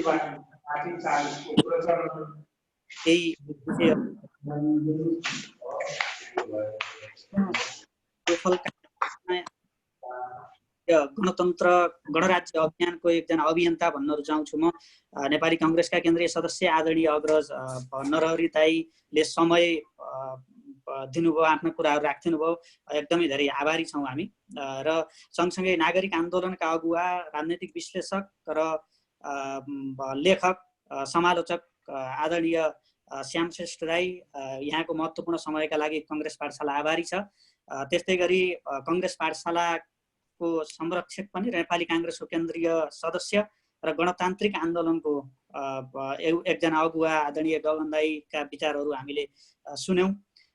त्यस्तै आदरणीय नेपाली काङ्ग्रेसको केन्द्रीय सदस्य डिला सङ्ग्रोला दिदी लगायत विभिन्न क्षेत्रका देशभित्र रहनुभएका, देश बाहिर रहनुभएका थुप्रै व्यक्तित्वहरू हुनुहुन्छ। यहाँ देखिरहेको चाहिँ डाक्टर मानबहादुर केसी दाई हुनुहुन्छ, माधवी भट्ट दिदी हुनुहुन्छ, मनोजमणि आचार्य, डाक्टर पुन नेपालीदेखि शिक्षा क्षेत्रको अभियन्ता शिशिर खनाल, उमेश थानी, जनकराज गिरी दाई हुनुहुन्छ, नरेन्द्र केरुङ दाई, स्पेनबाट एकराज गिरी दाईले सुनिराख्नु भएको छ।